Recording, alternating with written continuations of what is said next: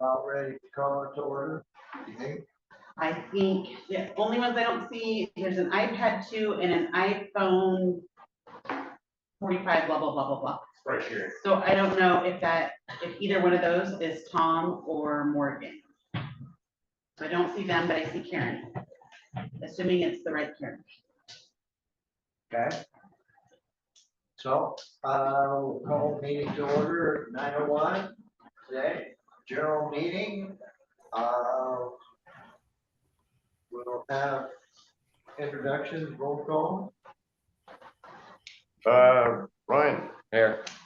Rob. Here. Karen. Here. Tom. Morgan. Okay.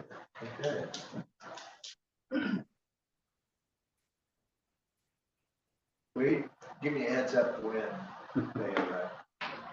All right, good morning, everyone. Thanks everybody for getting up, coming out. We'll go over the consent agenda. And that Steve, consent, the furnace is running, I can't hardly hear you. Can you talk just a little bit louder? oh, furnace? Yeah. Turn it up. Okay, I'm sorry. sorry.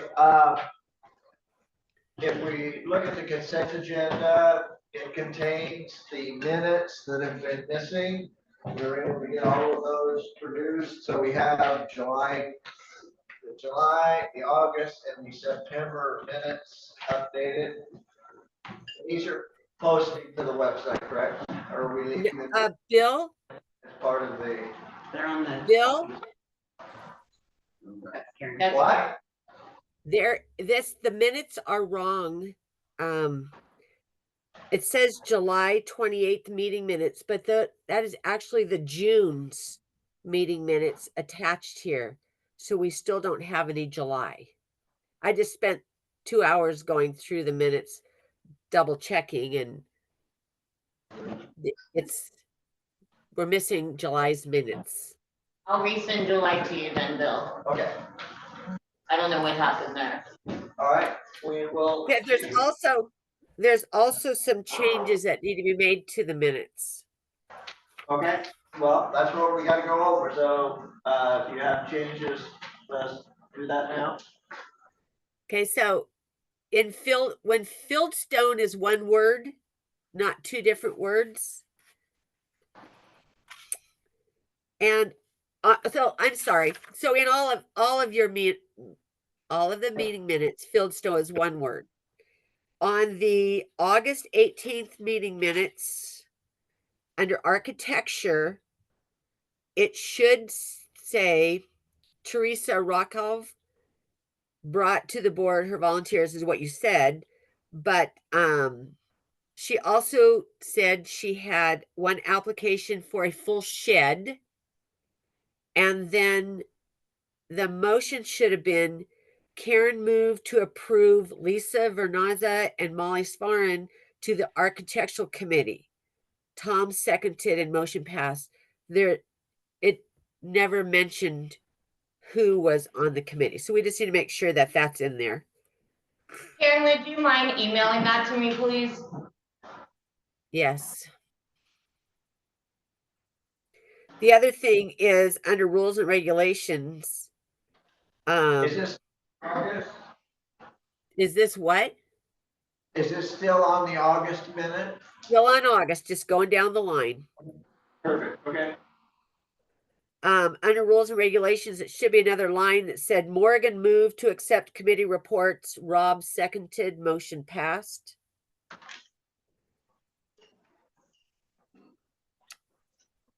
And then under communication update, second bullet, it's Morgan, not, we're missing a G.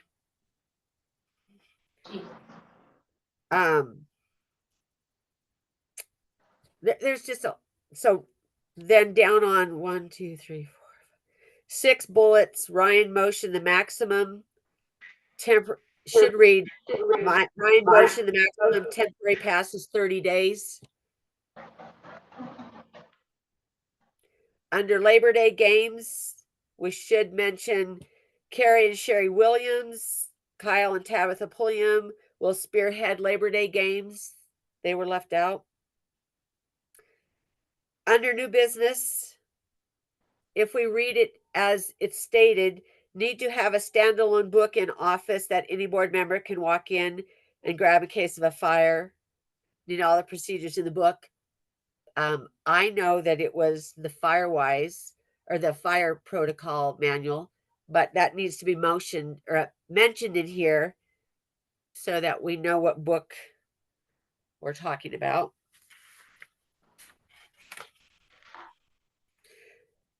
And then the motion under new business. Your second bullet says Marina, Tom amended motion, establish Marina task force led by a Kyle Thompson who will fill with members to explore protecting marina interest. The actual motion needs to be first. Tom moved to establish marina access committee chaired by Kyle Thompson to explore established ways to purchase marina. Ryan seconded, motion passed. Then Tom Committee. amended that motion Not a committee. to wording, move to amend wording to a task force, not a committee.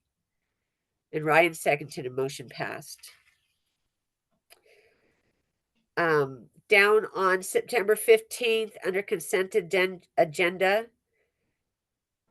Dave motioned, you have Dave motioned, no change to the consent agenda. And it really said Dave motioned to accept the consent agenda.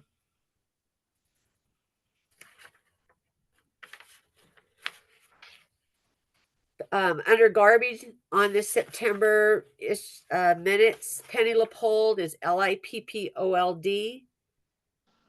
Jerry Raybon is Rehbein. Under old business, gatekeeper update. Steve updated that the post is back up and working. What post? Is it the kiosk? Is it the gate? So we just need It's right there by where you put your key card. yeah. So if we just read it long term, what we just need to clarify what post it is. And that also that if the sun hits, you have a letter, a number 4 in that sentence that shouldn't be there. Credential reader. Credential reader. And then Ryan, the next sentence down, Ryan motion to, you have the word TO and also the word TWO, so we need to strike the TO. Looks good, thank you. Those are the changes that need to be made.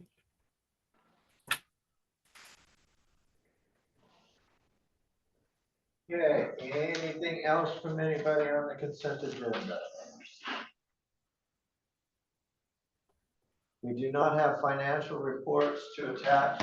We're waiting for Julie to get back from vacation in order for her to produce the reports, and I'm not sure what date that is. Tomorrow. Yeah.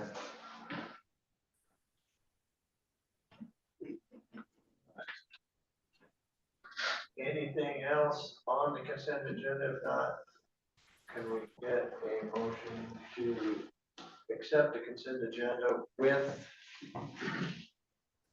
changes to be made? And since there are enough of those, we will repost the minutes as amended as soon as we can make all the changes. I'll make the motion. I will second that motion. Can you tell me who made the motion? Rod made the motion. Sorry, I was writing. Rod made the motion and Ryan seconded it. Thank you.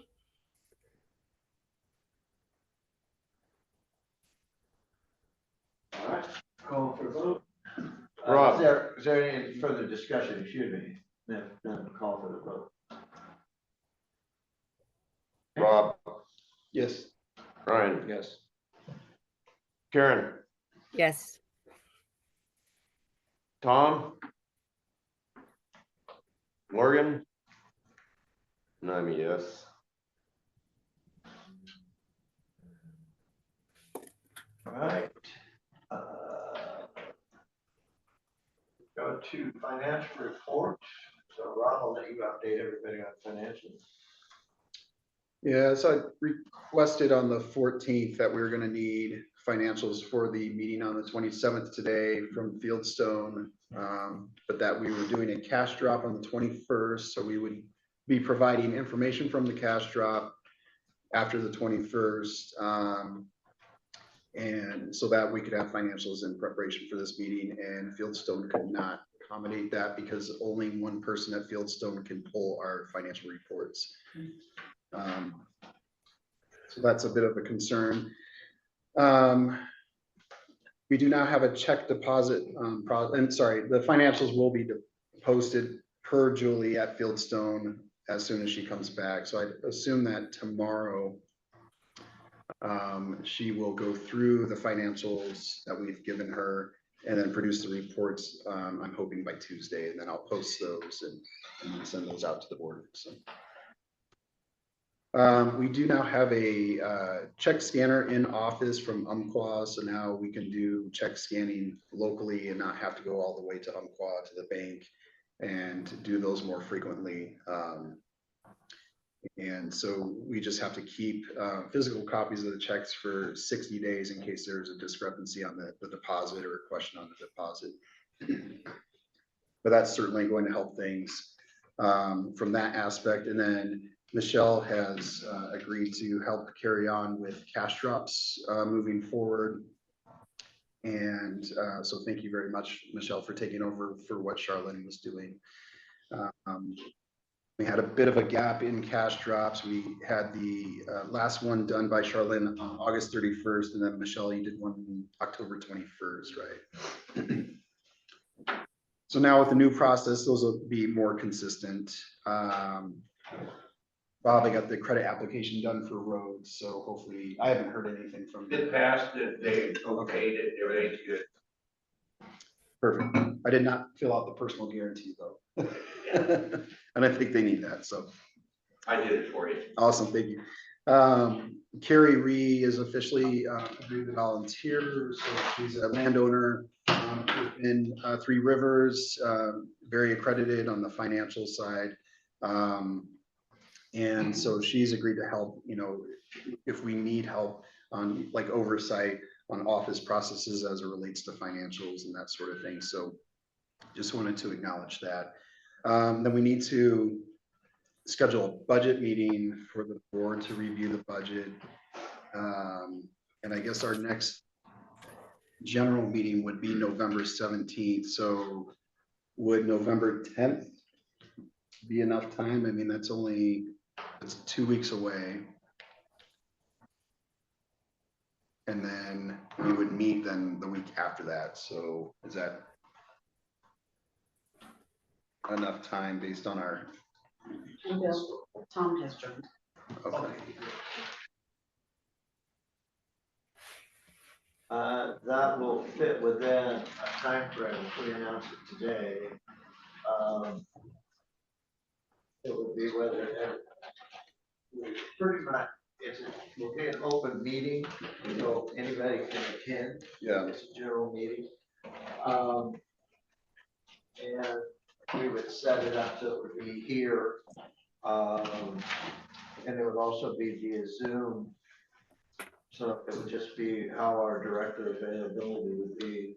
So I just realized I'm looking at my schedule. I'm in Oregon State for Fall Family Weekend, that weekend on the 10th. So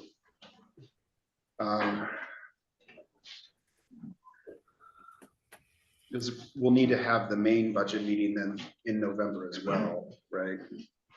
Well, if we do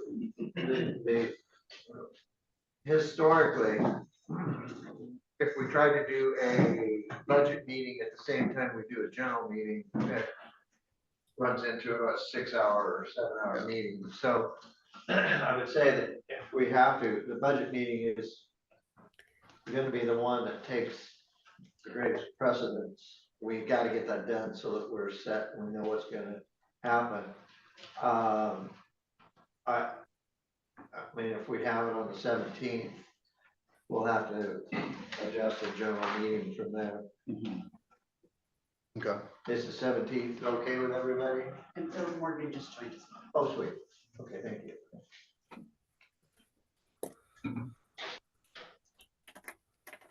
17th work for. Anybody have a problem with the 17th? No, I'm good with it. Tom, Karen, you all right with the 17th? Tom said, yep. Okay. Yes, Karen? Okay. All right, sweet. The last we'll do,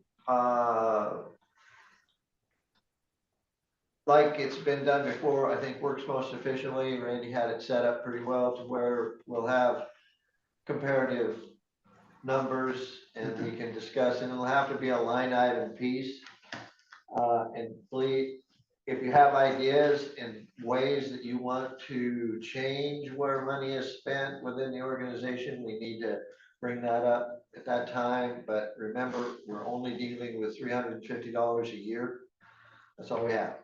So we can't do anything until we have an assessment change. So we're just refocusing funds, or it has to go back to the same for us. Do committees need to come to or send their budget before Yes. that meeting? Okay. Yes, we'd like to have them bring in.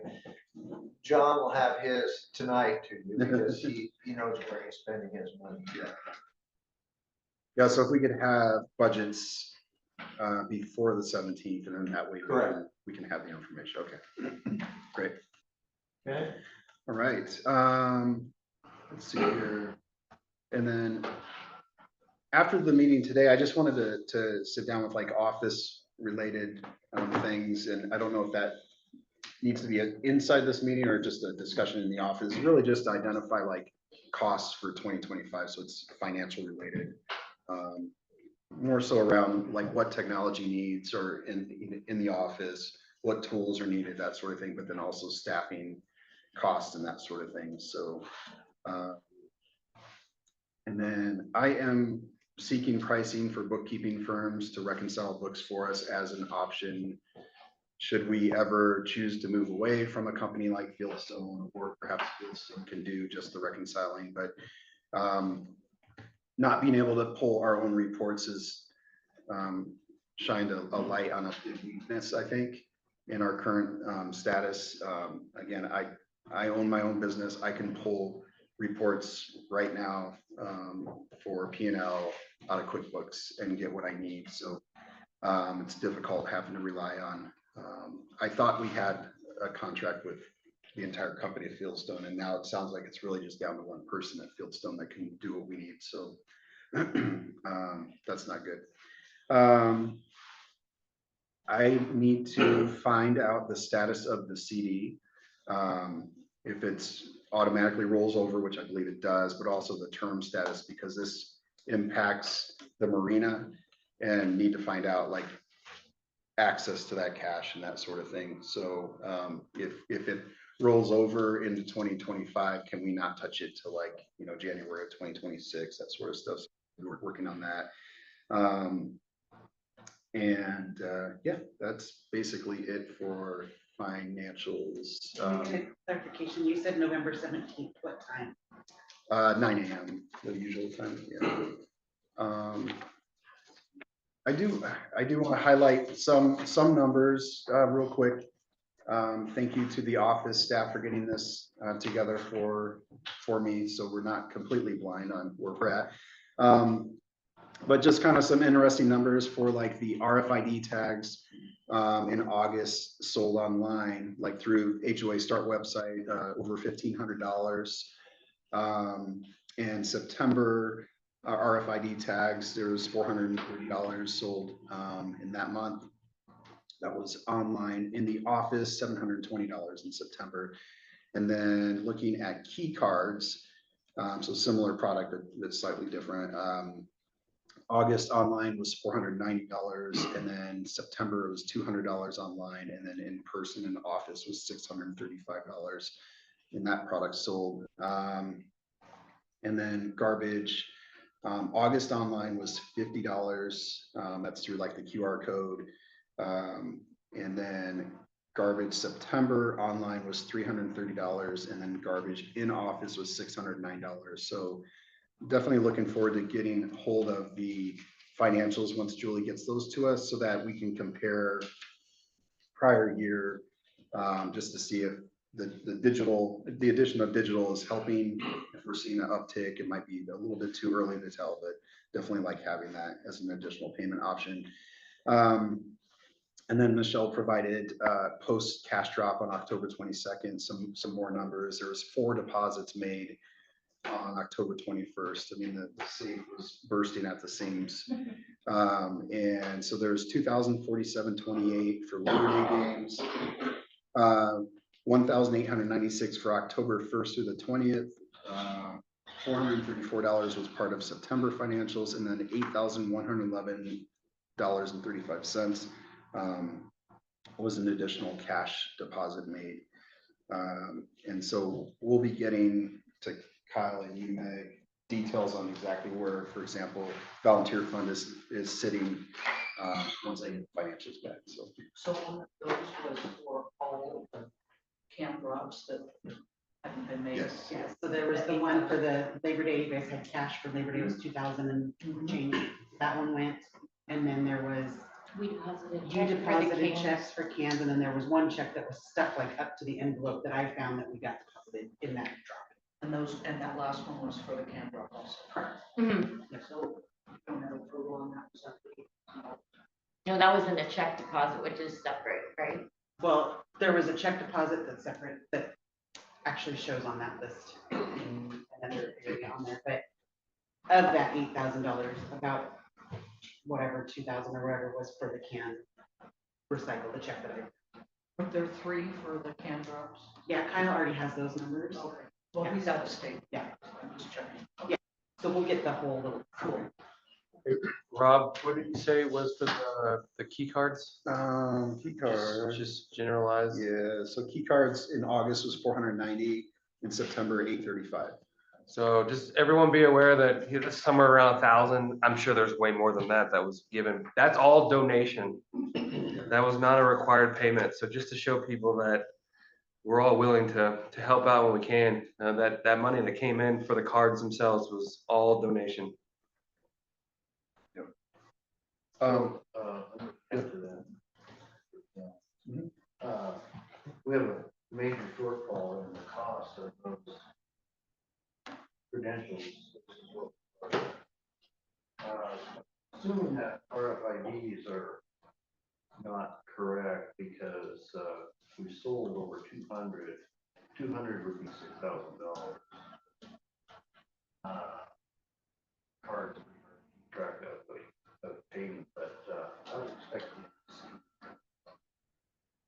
income between starting and now.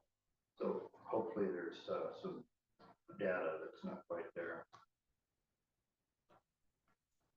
I'm sure there's not, I mean, that's not a perfect system. Over Labor Day weekend, there was so many transactions and so many people doing the transactions that those numbers were a mess. So sorting through them, I'm sure there's more. I mean, Labor Day brought in a fat amount of money, as you know. Yes, I understand that. I'm just bringing that up for when you go over that. Yeah. And the final thing on my notes is I just did some research. The Fieldstone contract auto renewed February 1st of this year for a 2-year renewal. So that means that it expires February 1st of 2026. Any questions from the floor, Rob? Yeah, I do have a question. Go ahead. Randy, I understand if Julie's on vacation in the month of October, is that what you said? She's on vacation October 15th. She left and then is back tomorrow in office. Okay, so, and maybe this is just an error. There is no financials posted for September? They're all on the documents page. No, I was just on it today. I can show you guys where they're at. Yeah, it sounds like it might just be a where they're at kind of issue versus not being there, because I Right under, months, July's there. So we're no longer putting them in two different places. So that was a habit. We're keeping them only under the board of directors meeting minutes. So they're not going under the financial tab where they used to. They used to be sat in two different spots, which ends up being a little bit of a beast to manage. So they only go under that.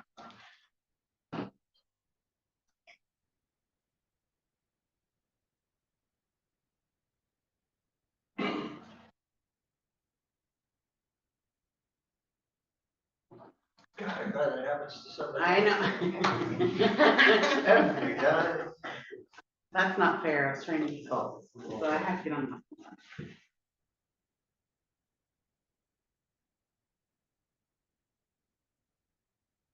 thank you for the Halloween picture.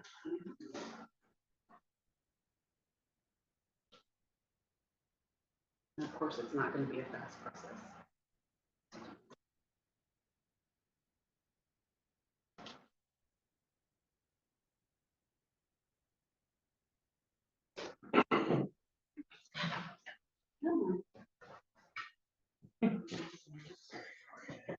So it's under meeting minutes, it's not under financials.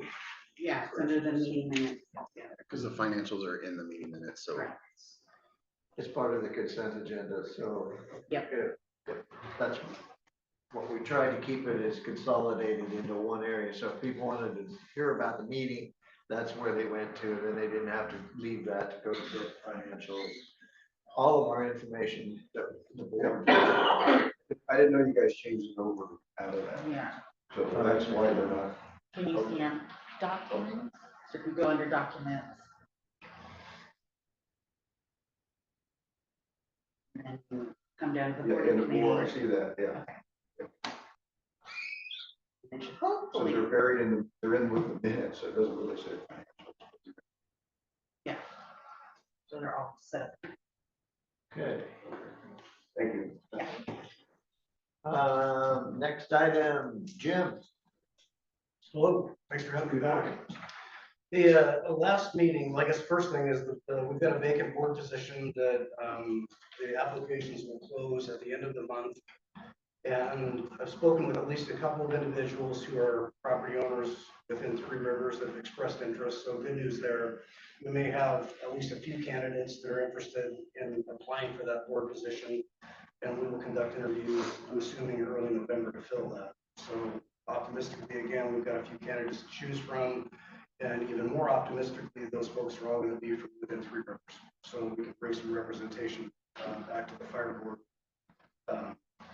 from this group, which seems pretty important to me and the other board members. At the last meeting, and I don't know who, somebody made a presentation or had a discussion about an easement regarding the garbage or recycle area. And I'm not sure if that's something that's still relevant to you guys or if there is an interest in having that looked at again. I did a little bit of homework and I found that that issue had been run by the district's legal counsel, and true to form, I think attorneys tend to take a very safe approach to everything and may not have known the history. Correct me if I'm wrong, but the land for the fire station was donated by Three Rivers. Yep. Correct. So it seems like we should have a little bit more of a symbiotic relationship. We could probably come up with some pretty reasonable ideas to protect the fire district's interests. Instead of using you guys here, access or whatever you needed, if that was still, like I say, a relevant concern on your part. So if somebody is interested. It is, it's really our only viable, cost-effective access point to do what we want to do. And I think Steve, he's the one who's taking care of the garbage aspect of Penny Lippold. Penny Lippold spent what we would call her Three Rivers life dealing with the garbage here. And she had a plan that utilized that area, wall it off so it isn't an eyesore, make it accessible to the trucks who have to pick up the containers, and not really encroach on anything much past where it sits now, just slightly more. The biggest issue was the road into it. It would go out through the same exit gates, but there's a plan in place and what we can do. If there is an interest to work with us on getting that back, then Steve will be able to get with whoever you send us to, and we can. Well, maybe you could share my contact information with Steve, and I would be happy to run that back by. Sweet. I've had a brief conversation with at least one of the other board members, and they felt the same way, that there's probably, again, no promises, there's probably some things that were left out of the conversation that we could revisit and probably have a productive outcome. Or easement. I think the easement conversation is probably one of the easiest ways to start that conversation. So anyway, I guess that would be the end on that. If you guys want to revisit that, I would be happy to run that back up the flagpole. I think probably with a different outcome. Third, I think Randy, you might have been the person, you asked about the level of training for entry level infrastructure firefighting. I was mistaken. Our firefighters are trained for entry. And again, I think the big hang up for us is going to be putting up people on scene job done. So that's one of the concerns that obviously we're looking at down the road. So Makes the final decision on the board, the board of directors. all of you, Yes, and you have the final decision. yes. Okay, thank you. That's certainly going to be my stance, absolutely. Yeah, that's I think That hasn't been the case in the past, so that's why I asked. I think that will be the case this time. Cool. Yeah. That's really all I got. If you guys have anything else, Watch football. I'll be happy to field any questions. Bill's got my contact information again, as much as I can. And you'll probably actually see maybe more than one of us attending over time. So we're certainly interested in continuing the relationship and doing what we can to try and. Thank you. All right, thank you. All right, thank you, guys. Michelle, Lynn Geisler is having difficulty getting on. Internet problems. I haven't seen it. Like not even, because it'll pop up and show me if somebody's waiting, and I am not even seeing. it. Yeah. Bill, one You do comment that on the exist. fire department topic. Yes. The contractors, looks like they finished the trimming along Rifle Range Road. They've really done a great job. There's a lot of small piles that are going to be burned in place after November, but they needed to complete that by November 1 to have the grant pay for all of that. Right. And again, the fire department took the initiative and chose to use that road as compared to something outside of Three Rivers. So Good. great to see that done. Yeah, thank you for that. Okay, so, garbage. Let me ask you a question first. Oh, sorry. So the pump down to the lake was being used, was that part of that project? No, Wanted to know if it's ready to be winterized. It looks like somebody took the effort, some company took the effort to fix that pump and make plumbing work, so just want to make sure it's drained. I didn't know. Does anybody know who was working that pump? I got nothing. Nobody contacted us. Jeff? I heard, No. well, I don't know if it was a property owner or a road or something, I heard somebody needed it, and I think Kevin probably knows the name, because I think he gave up the combination for the pump. And Kevin Fitzpatrick, Okay, yeah. all right. And in years past, I have done the winterizing of that thing, so, Gotta check it, but I think he did. well, yeah, it just needs to be checked. Normally, this is about the time, 1st of November, to check it, because it starts dipping into the freezing, so, Okay. I'll get with you then. okay. Okay, perfect, thanks. Sorry. Okay, now, garbage. Garbage, okay. Financial wise, not really sure what's going on there, we'll find that out later. Newest thing is the garbage card, 11 for $50, works as the same as a $5 bill. Why did we come up with that? It was suggested by a landowner for the ease of working the change, whether they had money for it, and also the ease of working the website, pay on the website. Cell service.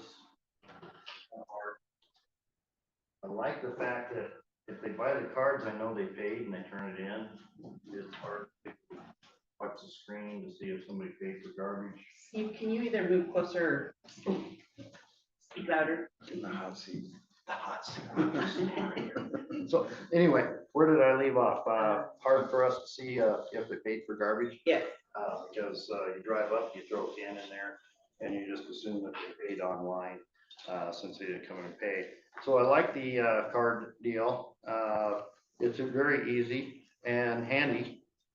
And the positive about it is you can give that card to your guests so that they have an easy way to pay for their garbage as they go through. So I'm hoping that we'll collect more funds this way. So it's been nice.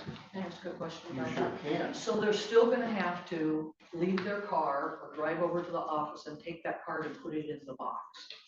I'm Is there thinking a about way- making a box at the stairs. I think that's a good idea. So that it's secure and can drop those in. Those are nice steady stairs, I know who made them. Yeah.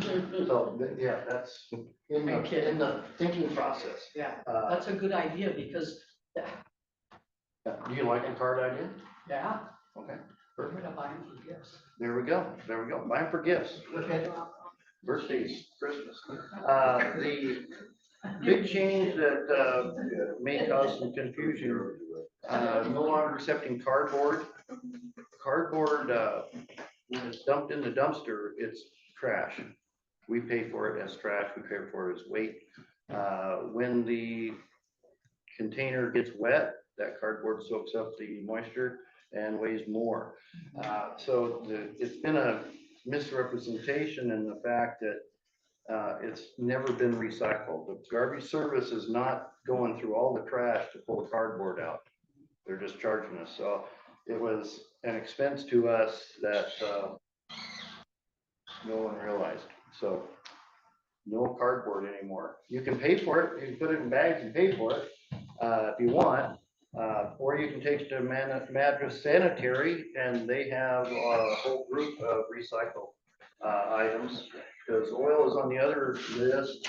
We have a spill out there and that's a fire hazard. So I decided that oil drop off was not a good idea and we never had anybody to take it in. Fortunately for Jeff, he's been taking all the glass in. I didn't know that. That's not an easy project for a guy to do, and I thank him very much to leave that offer for taking glass out. How much that, you think the load of that weighs? No, I don't know. It's heavy. Yeah. Each one of those bins is, just a couple hundred pounds. Yeah, so thank you very much, Jeff, for doing that. But, the oil's been just grabbed up and moved around and making a mess. So those are the major changes in garbage. Yeah, one question I had, the cards that you have, they're reusable, correct? Yes, Yes. yeah, they're made out of ABS plastic. It was only $50 more to make those out of plastic so that they would be reusable, last quite a time. We paid, we haven't even got a bill yet, have we? No, she hasn't sent us one yet. Okay, so it's $150 for 1,000 cards. We've collected way more than that to pay for those cards already. And being able to reuse them and the ease of having it, you can have them in your car, you don't have to worry about having. Example, $3 worth of change yesterday.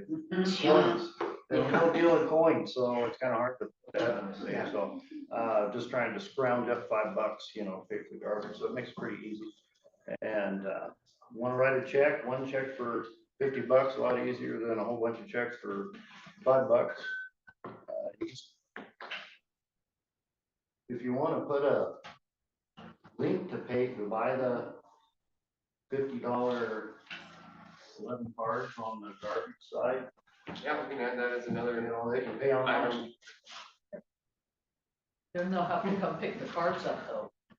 Yeah, bring a receipt. If they run a receipt, that would be nice. So we have a link and bring a receipt. Wouldn't we get an Yeah. email in the office though, You should. that we would, Online. and we would just print it out and we would have it? Yeah, they pay it through the. Yeah, QR like they code. do the garbage. All right. Cool. That'd be Yeah. another way to do it. When we get the invoice for those cards that were printed, I just need to make sure we tell Fieldstone to associate that as an expense to garbage income. Okay, Awesome. we'll make sure that we copy it on it. Okay. Very good, thank you. And Steve? Very good report. Thank you, actually. You kept it in the same day. You didn't ask about the date, that's why. You're stuck on the garbage. Okay, so, office. We went through a interview process the other day. Ava Burley, she is a firefighter over here at the fire hall. She's full-time over there.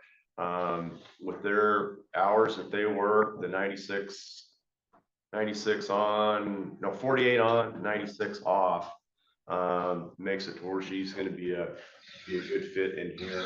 At this time, I'd like to, if anybody like to re-interview her, talk to her, send me your schedule, your times, you can do that, and I'll arrange that with her. Other than that, her background check is in, and everything was good. So if there's no objections, we'll move on with training and go from there. Is she a property owner? Nope. She lives at the firehouse. Yeah, but what's her address? Not there. Firehouse. Yeah. That's where She lives there full lives time. there full time. Yeah, I didn't think that was allowed. I mean, she can be there, but I didn't think that could be her mailing address. Well, I don't know what her mailing address is. Like, well, I can find it for you.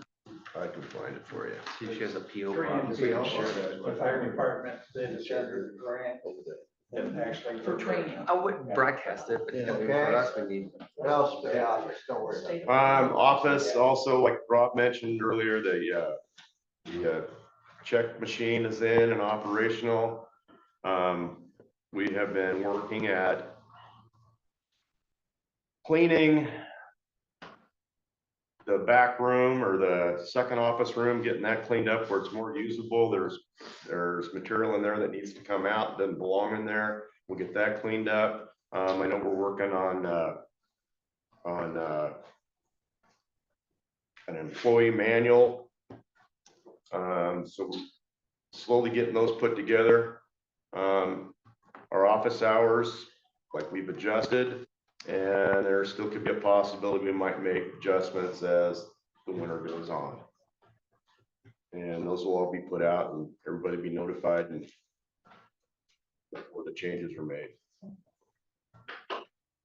What are the current office hours?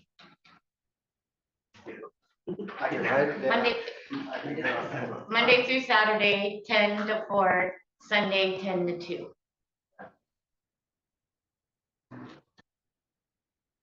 Is it 10 to 2 or 11 to 2? Oh, I'm sorry, 11 to 2. I don't even know. I know. You don't care? That's all I have. Any questions for the office? All right, Bob? Yeah. You're up. First, I want to say thank you, Rob, for getting that application in. Took a while, but it's done, and they have okayed it. So as soon as the committee gets together, we'll set a time to start sealing some cracks. Talking to High Desert Aggregate, they were supposed to be here at the end of the month. They've been set back. They're talking about November 10th now to come in. I was hoping to hold off on the crack seal till after they got finished to make sure that when we went through, we could complete a job. That's still kind of up in the air. Rob, I still need from you a 0 point, what has been spent, what is still left to be spent.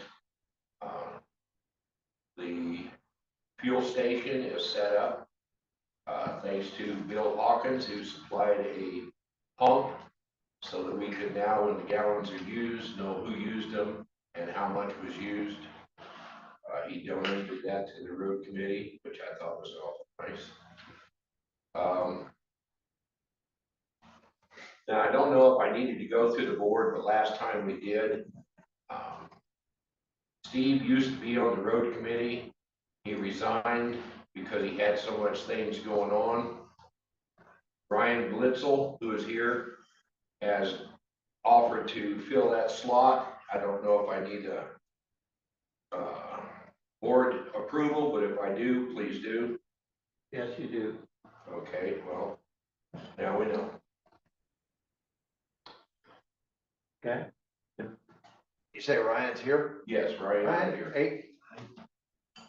This is your board of directors, so, you know, it's kind of. Thank you for coming and thank you for your support jumping in. What else, Bob? That's pretty much it until we, High Desert comes in and starts doing what they're asked to do. We kind of in limbo. Okay. We're still patching potholes, trying to use up the stuff that was given to us. So if anybody has a special hole that they'd like to have filled, please let us know. Well, there's one over on Upper Canyon. And One. Rob drove into it this morning. And I put it four-wheel drive again. We did 35 of them already at Upper Canyon, so there's more. You didn't go to the end, obviously. Okay, all right, now, I didn't get all of the committee reports, so Meg, you have anything for volunteer fundraising, any other of the committees that are here that want to add now? But we were just waiting for the financials because we knew there was money this Yeah. coming. Jeff? It should be, rules and regs. Okay, Karen's there or. Karen? Hold on a second, Bill, please. Oh, sorry. I didn't get an answer for Brian, a vote from the board, whether I can have him on the road committee or not. Oh, okay, we can do that now. And Ryan, excuse me, how do you spell your last name? It's Bledsoe, Bledsoe. Okay. Bob has recommended Ryan for position on the roads committee. Any discussion? Vote? Is that a motion, Bill? Yes. You made the motion? Hold on, Karen, that's not true. I apologize. I was writing and thinking. It is not a motion, it's a recommendation, and all it requires from our standpoint on the board is board approval. So we're asking for that approval from the board to put the committee person on.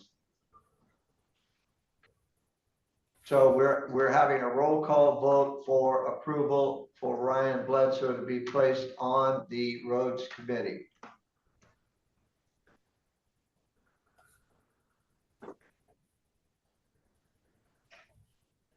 Sorry. You know, with roll call? Yeah. Rob, Yes. Ryan, Yes. Morgan, Yes. Tom.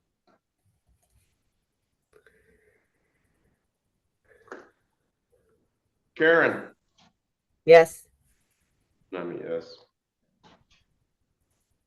Okay. So, yes, Bob. One other thing, getting with John, on the 40 acres that was donated, we have to relocate the road. That's a suggestion to this point, but yes, okay. All right, well, I've gotten with David Hines, who he said, once we establish where the road is gonna be, he would give us a bid on putting it in. Also got with Brian, the gentleman who owns the pit, will also do the same, give us a bid on putting the road in. Okay. Well, that is yet to be determined, but we're working on that. We'll come up with the information on that. Okay.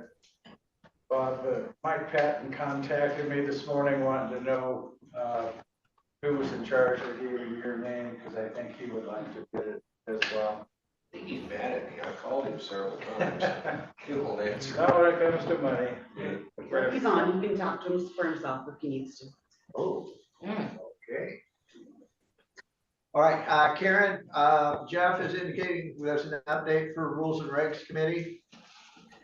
We do. We had a Okay. meeting. How's that?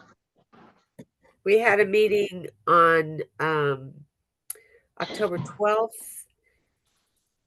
We had one complaint about an existing problem, and then we had a complaint about I'm here to teenagers. give that, Karen. What? I'm here to give that, what What? you're trying to say. Well, why don't you just go ahead and what you gave me was Well, awesome. I thought Since you you're might here, introduce me or something like that, but I anyhow, might what? I'm sorry. introduce What? me Introduce you as, as Jeff Thompson, the new chairman yeah. of Rules and Regs. No. That is No, perfect. no, Thank no. you so much. She's good. Yeah. She's really good. Okay, what I've got is just a Do it couple all, updates. Jeff. Yep, got a Yep. couple updates. One is that I will be requesting a vote of confidence or an approval from the board of directors anyhow. The other one is a timeline that the Rules and Regs has been working on anyhow. And we received a complaint, 2020, number 2020, back on 7/25, regarding a Pixie Lane property. And this is just a timeline so that everybody can know that we're doing something on it. So that was on 7/25. Jeff and John met at the Blitzo property on Pixie Lane to review the 7/29/2020 on 7/29/2024. We received another complaint on 9/18. Jeff and John met at the property on Pixie to review the progress on 9/19 at 12 p.m. Had a conversation with Jefferson County on 10/14. A letter was sent to the property owner on 10/14 stating that the visit on 9/19 is to be considered a warning. Conversation was had with Jefferson County on 10/25, and county did a drive-by on 10/25. The county sees progress and is awaiting for engineering plans from property owner. Jeff and John met at the property on Pixie to review progress on 10/26. At 11, we felt that progress has been made, informed property owner of architectural committee requirements. Once he has the engineering plans in hand, he will submit architectural packets for review for Three Rivers and inform the county anyhow. So that's the timeline that we've been working with on that complaint.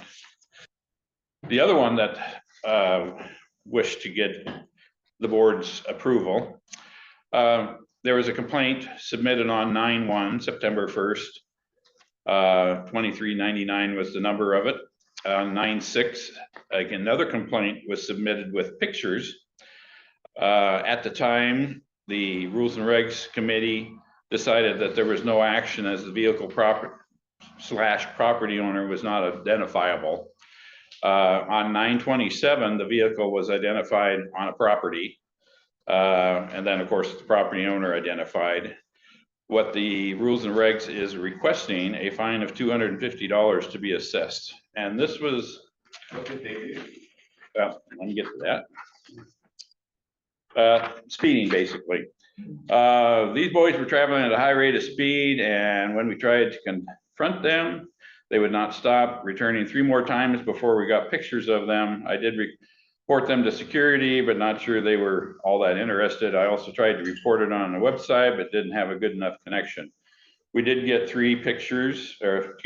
pictures of the kids and the vehicle.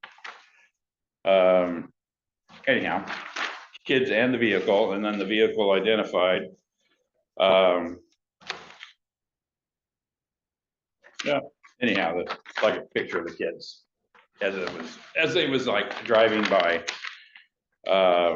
Where's the last page? Maybe it's the 3rd page. someplace anyhow, I have a picture of the vehicle sitting on a piece of property. So with that information, there's the vehicle on the property. Shine it this way. The RV RV. truck, not a little Bongo truck. It's a mini truck. There's only one. So, the rules and regs would be asking for a vote of confidence on issuing that. We felt the 250 would be more appropriate just because speeding, life and limb, a little more concerning than, Is this to the property owner, or are you gonna try to? no, it'll go to the property owner. Property owners are responsible for their guests. And that property has probably half a dozen rigs on it and stuff, so I don't know who the kids belong to, who the rig belongs to, but it's, Airfield? yes. And, so yeah, that's where we're at. Any estimate Okay, of speed? So in addition with the $250 fine recommendation, I mean, it was 3 occurrences, not just one time down this road. The property owner, not the property owner, the person making the complaint tried to stop and talk with them. They resisted that, so it's the resisting, the multiple offenses, is what gets us to a fine. Yeah, this is a little white pickup. Okay, I personally went to his dad, because that's happened one other time coming down Big Canyon. I think it was Tom, was in his dump truck. He come ripping around the dump truck to the sharp corner and almost didn't make the corner. And so I went to his dad, who was Chris, and informed him of it. So evidently it didn't do any good, because he must be still doing it. Well, and I don't know if Chris is the property owner. He is. Is he? Okay. Yeah. So anyhow, That's the copper top hat. No, you're wrong. Wrong mini truck. That's the wrong mini truck. Yep. That's So that's why that's a I- camel colored mini truck, and the one we're talking about is white.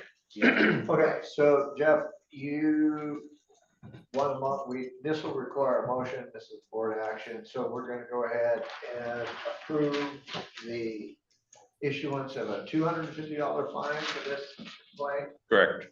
That's our recommendation as the rules and regs, because of severity. The complaint had a number. Yeah, the 2 different numbers. The first number is 002399.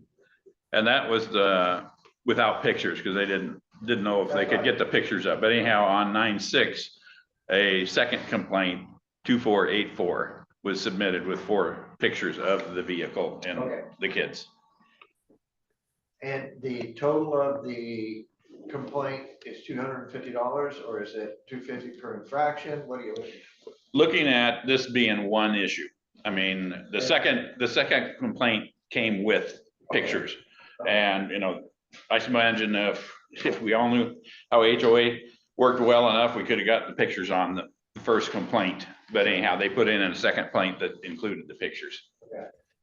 So we're looking at this as one violation For $250. for $250. Okay. So, then your motion would be to ask the board to Approve the issuance of a $250 fine against the property owner of the property that, concerning complaint, the 2 Yeah. complaint numbers, and we'll identify it specifically with complaint numbers and leave the anonymity to the rules from next committee. Yeah. They can do that. yeah, All right, do we have a second? I'll second.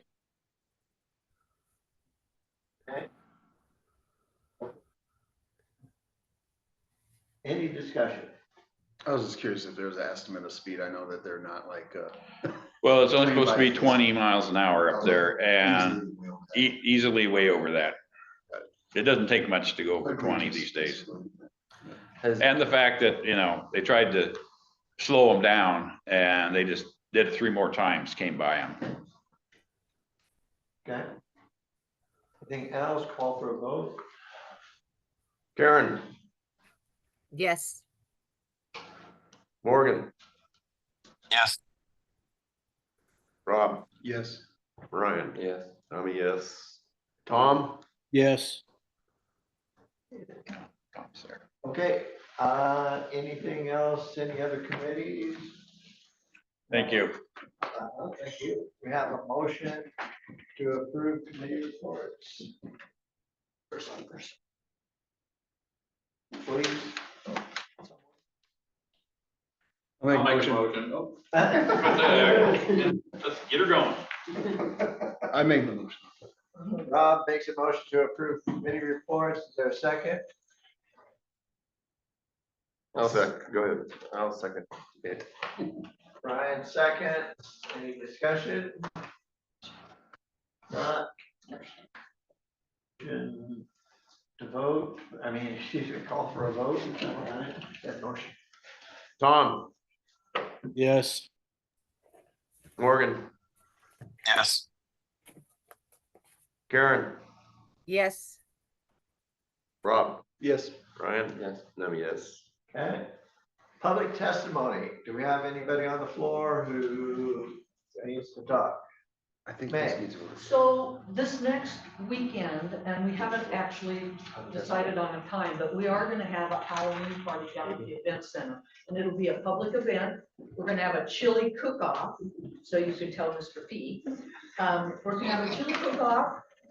Costumes will be yes or no. It's up to you, up to your discretion if you want to dress Up up. to your discretion. I need somebody to volunteer to man the outdoor fire pit.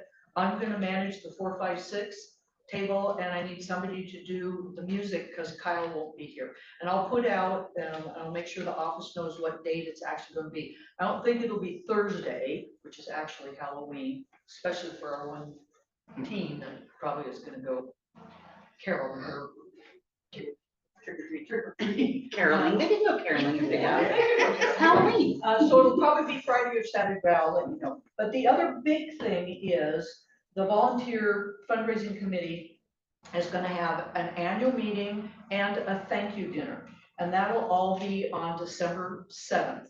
So we want to review, and Kyle will be back by then, we want to review what has happened in 2024. And we want people's ideas of some projects that we could look into for 2025. It'll be happy hour, rules apply. There will be homemade spaghetti that will be there to eat. Meatballs will be separate for somebody who is vegetarian or vegan. And if anybody wants to bring a side dish or a dessert or whatever, and you can contact myself for any information. We would like to know how many people, an RSVP, so we know how much spaghetti we make. But that's gonna be an important meeting, so if you can attend or send somebody to attend, it's not gonna be Zoomed. It'll be in person, but we'd love to have everybody's ideas and. Is that at 5:30? Sorry, Mike. Yep. We want to say thank you to all the people who volunteered, especially last minute, like for the Labor Day games, but we want to say thank you to everybody who's volunteered this year and talk about what we want to try and accomplish for That date again, Meg? December 7th. That's a Saturday. At 5:30. Yep. That's it. Okay. Thank you. John, did you have anything that you wanted to bring up about the guys?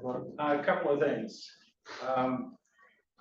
Most of the time with this board, I've been submitting a monthly report, and we haven't had a lot of exchange of information. So I'm just curious, as we move into 2025, have you had any feedback about the range? Anything that you want to get on our future agenda to be done down there? All feedback good? All good. We get nothing. I Yeah. mean, it runs itself. So that's a credit to you and what you do and how all the hard work you put in. So Okay.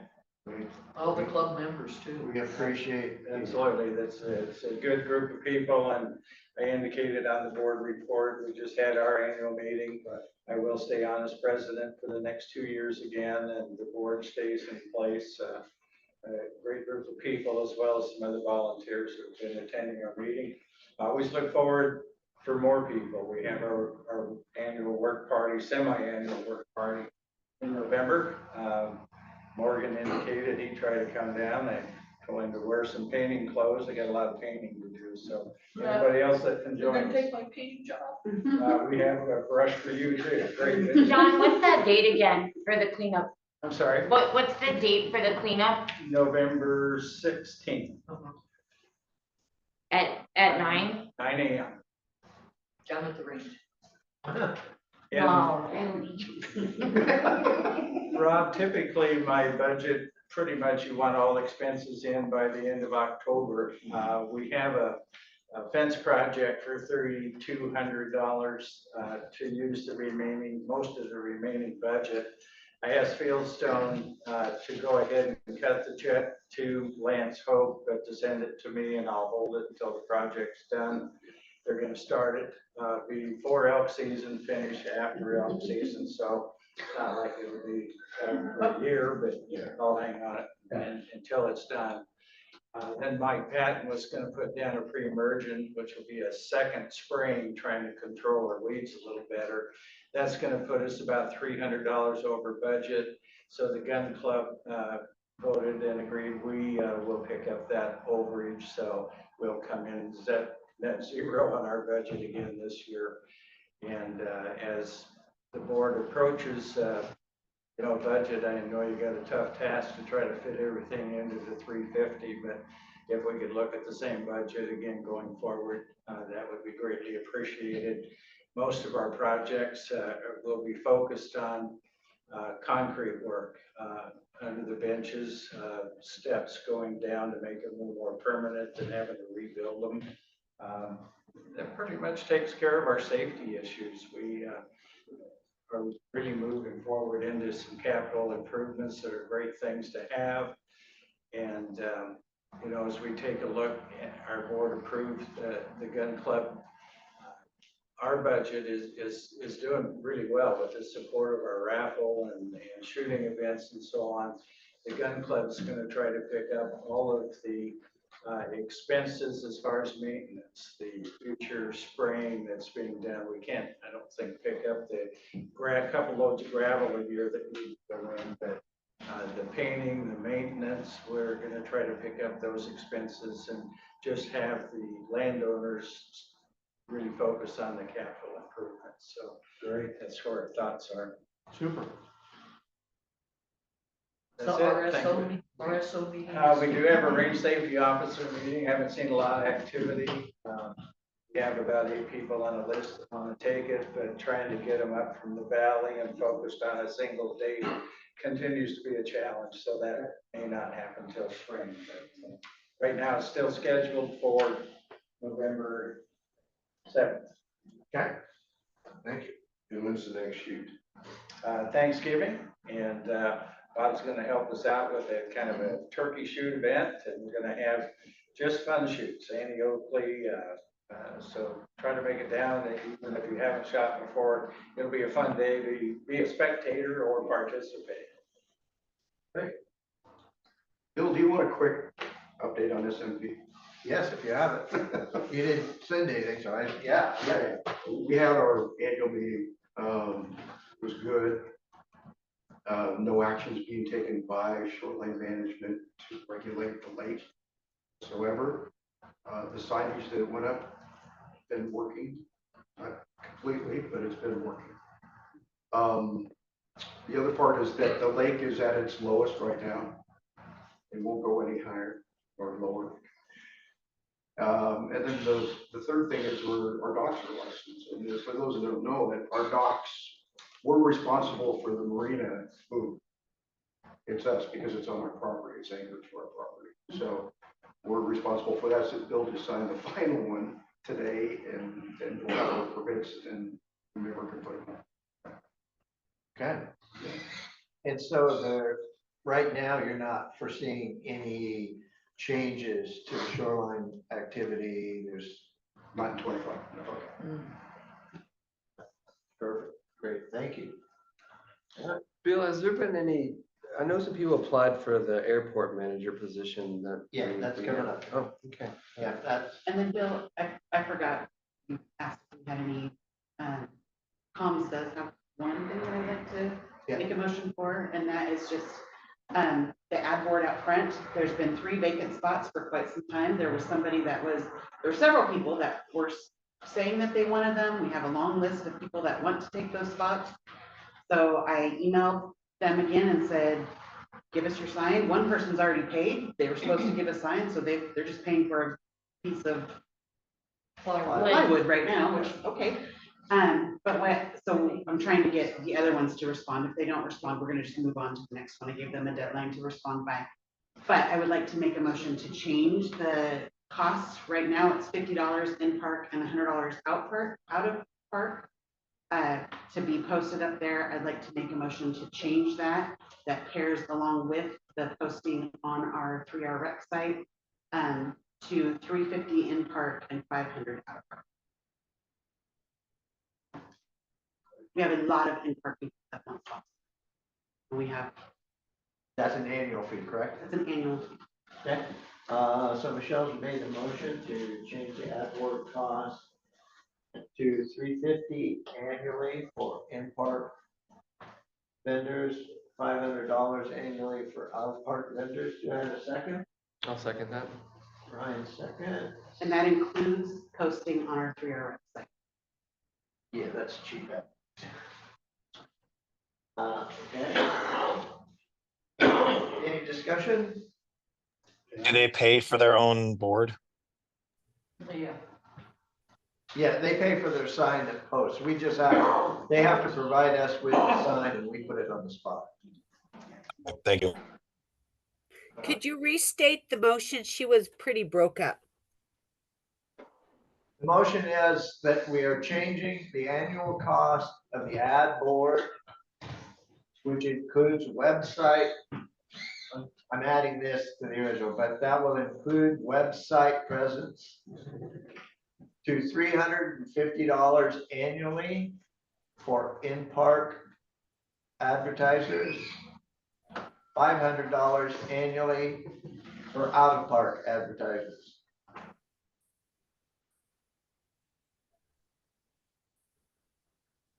Okay, and Ryan seconded the motion. And the intent of that is to make improvements to the current board. 2, possibly add another one as we get more. I think we have about 7 people wanting to be on that. And also to start annually, like at the beginning of the year.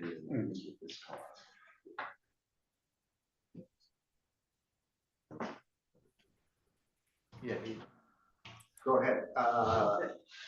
Ryan was I talking. was just saying that part of the intent is to shore up how we collect money and how it's throughout the year kind of situation. So we could start at the beginning of a year, collect and run the year. And it would be easier for the association to manage that.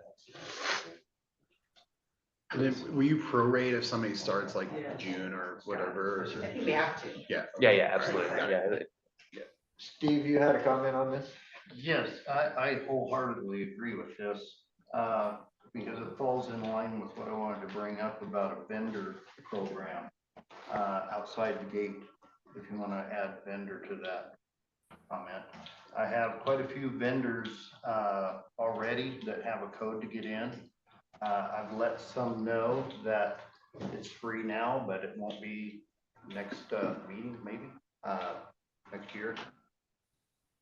I'd like to put a package together that includes the advertising and the ability to have vendor code, for that. So I was actually thinking of $1,000 for vendors as a package, but, Well, that would be something that you can bring through your gatekeeper presentation. I brought it through the, But we'll tie this, communications department. Should have got that handy. we'll tie this in, because this will be advertising and there are some advertisers on the board out there that really aren't going to ever have access. They just want ads and that sort of thing. So we'll stay with this. We have the motion. It's been seconded. Any further discussion? I'd rather the people who are already there and are property owners, that it be half of what the outside people pay, since we're already paying dues and our property owners, I'd rather see it be $250 and $5. 350 and 700. And we said $350. Or Any comment? we could split it 300 and 600. To a solid round number without going too low on the other side. Do we have a motion to alter the motion? Motion to alter the motion. So the motion to alter the motion to change the annual cost of the ad board to include a website presence to 300 annual in park and 600 annual out of park. Okay, is there a second? I'll second. Rob. Brian, Rob will second that. Okay. Any discussion? Just so that you realize passing this motion trumps the, oh, that's a bad word. Goes too hard. It overrides the first motion, so. No, it amends the first motion. We have to vote on both. That's correct. Yeah, that's what I was meaning. We have to vote on this motion before we do the next. Yeah. Thank you. Any further discussion on it? Do you want to add to that it's prorated for the people who've already paid for this year? No, it would be, you're And I not, think they do that now. we're not gonna make it retroactive. There's no language in it that makes it retroactive, No, so. but I've At already paid, renewal, I've already paid into months of next year, and you're wanting to start this at the very beginning of next year, so I've already paid for part of the year, so that's not. I think we're gonna do that naturally. I think we're not gonna just yeah, Yeah. erase what's already been done and start fresh. Like, we'll sit down with all what's been paid. And yeah, Like Meg, for your example, you've paid for advertisement and newsletter that we haven't done, so you're gonna have a little bit of credit. So you're not doing newsletters anymore? We are, but they're gonna look, so you'll still have that, but we were supposed to have 3, obviously, it's October, we're not gonna have 3 between now and the end of the year, right? Right. So you should have a little bit of credit from the one that didn't get done. Okay. So we'll just have to work with everybody. call for a vote. Are we voting on the first one? Is that what? No, we're voting on The amendment. amended motion. This is the one where we are, 300 and 600. 300. Right. Call? Karen, Yes. Tom, Yes. Morgan. I think that was Rob. it. Yes. That was a yes. Brian, yes. I mean, yes. Okay. That motion passes. So now we vote on the original motion, which has been amended. So essentially, we're voting on the same item. Paul? Karen, Yes. Yes. Tom, Yes. Morgan, Yes. Brian, Yes. Rob. Yes. I'm a yes. So does that take care of itself? Yes, thank you. Bill, one comment, about a year or so ago, I talked with the board about the gun club also posting some of these advertisements. We've had some of our members that have asked why not get our name in front down there. So we do plan to continue to move forward. We don't have the number of people driving by, so we're probably be $100 or something. We haven't decided, but I just wanted to let the board know, we don't want to steal your customers, but we do plan to raise some funds through the same type of a billboard like that. Okay. So, old business, Steve, what have you got on gatekeeper? Okay. The vendor program, we'll talk about that later date, if that's okay, when I communicate with communications. Good. Yes. Yeah. All right. As far as vendors go, just to let everybody know, I've been very lenient with a vendor code for our vendors because of the gate system being new and not wanting to hold up any building and construction for landowners to get something done. So it will be revamped on that vendor program and tags and such. I said that wrong, it's not tags, it's codes. Mechanically, electronically, computer-wise, the gate is doing real well. There has been computer updates through Proptia that caused a couple little hiccups, weren't all that bad. They are taken care of now. Mechanically, we haven't had any trouble. Electronically, we haven't had any trouble. We have had environmental problems, which they are two things, wind and sun. The wind can blow the gate up when it's trying to go down, and vice versa. The sun can blind the QR reader, and it can blind the safety that keeps the gate open because it thinks there's a car there. We can't stop the wind and we can't stop the sun, so there's, you know, it's a small window of problems, it really is. We did have a fuse blow, and I think it was because it was overloaded, that could not find a problem with it. So those are just a couple things. What we have had is landowner guest problems that happen always in the middle of the night. The middle of the night guy. People still using the old cards, and they are aware that we had new cards, but didn't think it was important to get them. That's one. We have problems with the QR code being sent, and they gave to the guy for the wrong date, so the gate's not going to open. So it's a learning curve. There has been some improvement, but I'm dealing with one, for an example, right after this meeting with a fellow who his mom's passed away. His dad has dementia, and they are the only ones on the deed. So it's things like that that we're working on the most in the office. They need to get an attorney. So it's winter, they want to come in and winterize it. I'm letting them in for the day. Not gonna hold them up. Dad obviously did give the son the information, and the son was totally unaware of it. So there's no sense in making a problem. Not right now. Exactly. So as long as we're on the same page with that. The office sees a lot of different things. Yes. And believe it or not, I'm actually back up the office, so I see a lot of things with it. But I think it goes pretty good. What do you think? Yeah, I agree. I mean, we're running pretty smoothly. Any questions that you guys might have? John does. I see people stopping and not tailgating going out, and I understand that's okay now. Maybe get a sign up that says it's okay to tailgate out. It's a scary thing. It's communication. It's like, we've been told not to tailgate at all, not to tailgate at all. I wouldn't like to say that word, but I don't mind maybe. Maybe we if just gate keep is up, go ahead and moving. go out. Keep moving. Yes.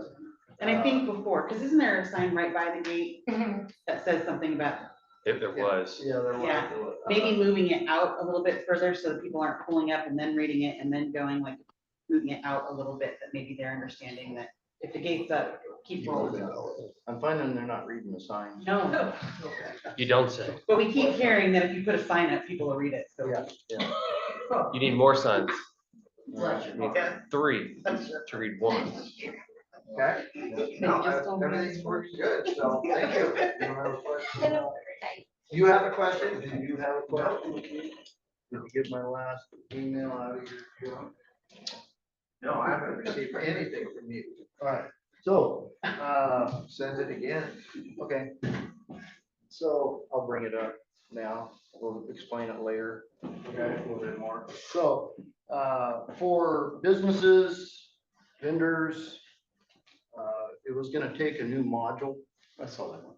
You saw that one. Okay, Rob will explain it to you. Okay. Okay. Thank you, Rob. Yeah, all right. thank you, Rob. Next item that we have, We are there, we've got to settle out this deal on outhouses versus porta potties. There are permits to DEQ that need to be filed. We need to look at rebuilding the outhouses down at the lake or going or continuing with the porta potties. My goal here is to get the meeting to the point where we can vote on what we're gonna do today, if there's any discussion. Randy? So some clarification, the DEQ permit is for the septic down there. Yeah, that particular permit, but That's different. there was, and I settled that one. Randy had helped me identify an old dump site. Yeah. Which is really what it was a dump site down at the event center, which we ended that permit, and right now I'm waiting to hear back. So there's retroactive for closure, because you had actually asked that to be closed 2 years ago. And they are continually are charging us for that permit fee, and I'm trying to get that one settled out. But there is a notice from them, which I received concerning the outhouses. There is a permit that we have to pay, or that the county is asking for, in order to have pit toilets on property. And so I'm trying to figure out whether we want to do pit toilets or porta potties. And in order to do the pit toilets, because previous board had the tanks tested and all of them leaked. Of course, we all know the conditions of the upper portion of the outhouses. So we're really talking about rebuilding all of those or going to porta potties. Because a permit fee is not a big, I think it's. It's not a guarantee. Oh, no, it's not. No. Then the fee, I believe, was $250. Is what it is per unit, or 6. Would they make you, In all Would they these make- years, this is the first time they've actually said something to the association. Yeah. Because technically they're grandfathered in way before the rules. I asked the guy about the grandfather portion of it, and he never got back to me on it. He never They don't answered like that email. would the plan that you have, if you were to redo the outhouses, do you have to remove the bad ones? Or can you fill them in? You have to Be a fill huge. Yeah, you have to fill them. And then there is they have to be pumped and filled with no, they do not have to be concrete filled, and it can be a porous material, so they can be backfilled with sand. Oh. So it's not that bad, other than they have to be pumped, they have to be inspected after they're pumped, that they're clean, and then they have to be filled. So that cost is involved, or rebuilding is a cost involved, whatever, compared to porta potties. So we know what the porta potties have been, and we know how they work, because we can pull them out, put them in, and whatever, and they take care of them. So if we're going to do away with the pit toilets, then we need to make that motion, have a board decision on that. And then as far as the porta potties, there isn't a contract that we're dealing with. We can contract with anybody who supplies porta potties at any time, so we're not signing on to something. But that is the cost. That's a continuing cost, just the same as maintaining the pit toilet. Well, taking care of crap might be something that the volunteer fundraising committee wants to. Well, the issue with that is that this gets to be really critical. We had a couple for many years who did a fantastic job of taking care of this, and they provided everything.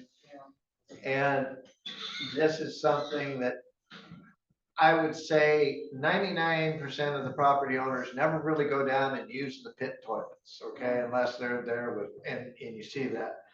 So what you end up with is this is more or less something to take care of guests. And so it's a cost really incurred more through guests than it is anything else. And they're the ones who seem to tear it up and do all of the bad things to the toilets. So we have to figure out something, some way, but right now it's a decision whether to go with in toilets or porta potties. If that's, understand, if everybody's clear on what the intent here is. Questions? I have a comment, Yes. dealing with the, toilets this last summer, with, the beach. Dave and I were the cleanup guys, volunteer cleanup guys for that this summer. That dealt with the company. I would recommend that if we have some of our pit toilets that are salvageable, we do not have to use them. But don't tear them out, don't plug them up, because there was a possibility that the company didn't want to service them if there was gonna be that much trash and rocks down their toilets. Really? So if we are threatened with that and it goes away, then we have no place to. So we get somebody else to come in. So That just, you know where I'm going. Yeah. Frustrating, again, bad behavior is. right, for the rest of us. It was ridiculous. So they Okay. all be rebuilt. Yeah, it's code. So, any comment, Tom, Karen? Oh, Connie? I would just suggest to do a combination of both. Maybe build a new centrally located block building, somewhat like the gun range, and then also have additional porta potties there as well, and maybe have an additional block one up by the rec hall as well. And have it Okay. male, female. Like either a sex. holder. Yeah, something like the gun range is beautiful. You know, it's clean, non-destructible. Well, no, they'll find a way to bust. I it. know, but if you put stainless steel toilets in there, that sort of thing, it's expensive to start with, but over the years, you know, that might work. But have a combination of both. Okay, It's like state parks. Mhm. yeah, Mhm. yeah, concrete block. Okay, then if we have these ideas, we need to get somebody that's, I guess, going to put some numbers together. And come up with something so that we obviously don't have a lot of time. We use the porta potties as the buffer, so to speak. We can use those until we can get something more permanent. We have to show maintenance or work, so we do not lose our current ability, because the county did make it clear that pit toilets aren't allowed anymore. So, we'll have that to deal with. We don't want to lose the right that we have those, so. Okay. All right, then we'll table that, and we'll try to come up with some more discussion. So are you asking for, you're wanting a subcommittee to bring, or something like that? We're gonna have to try to come up with something that gets us moving forward with those. I'll check with Kyle and the volunteer fundraising and see what they have for ideas, if that's part of something that they want to include, because they've got their meeting coming up in December. And we could see it that way, because I think Connie has a great idea there. Yeah. You don't need, it's a convenience item to have that many, and if we looked at the pricing, we could probably get two really nice ones and have one towards the inlet and one towards, because the ones at the beach with the swimming area are the ones that take the brunt. It was amazing. Rob and I helped out and went down there. There was, in one of them, somebody had put a case of bottles, they drank this drink, Yeah. whatever it was, down the toilet. Down the porta potty thing. Yeah. And there was junk everywhere. The one that was the worst was by the kiddie pool. And the second worst one was over by the parking lot across from the roof. Wow. I was Do we have a way to flabbergasted. lock those at night? The porta potty ones?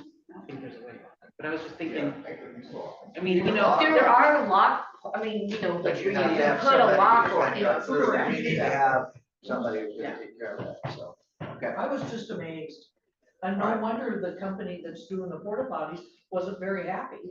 So what I'll do is I'll come up with a proposal for what we want for a plan, and we'll see where we can go. Airport management. This is something that came up right after our last meeting, and of course, we ran a little bit long to get to this meeting. It's a week later, whatever. There are 3 individuals who contacted me who are interested in the airport management position. And I have information for those 3 that will disseminate, that we're gonna have to have a little deeper aspect to it, but get to the board members. We have a Trent Hansen, Kyle Coleman, and a Jordan. I'm gonna say it's Englert, if anybody knows the name. And I will send out their particular information to the directors so that you can read about it, and we can come up with a choice on those 3. And if there are any others, we can put out an ad after this meeting for the next. But Michelle had already put the opening out. That's what spurred on these particular. Will you say those names again? It's Trent Hansen, Kyle Coleman, and Jordan Englert, and I'm gonna spell that Englert.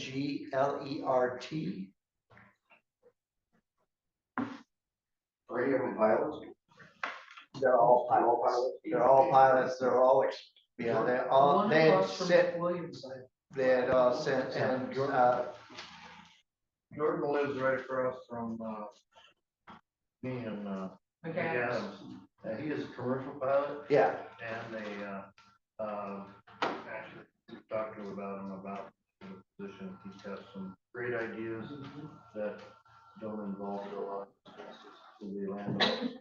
and that's what we end up, I don't know, this isn't really something that would be an interview process. We'll send the information out. If we have questions for the applicants, we can ask them individually from directors, and then we can come up with a decision for the next meeting.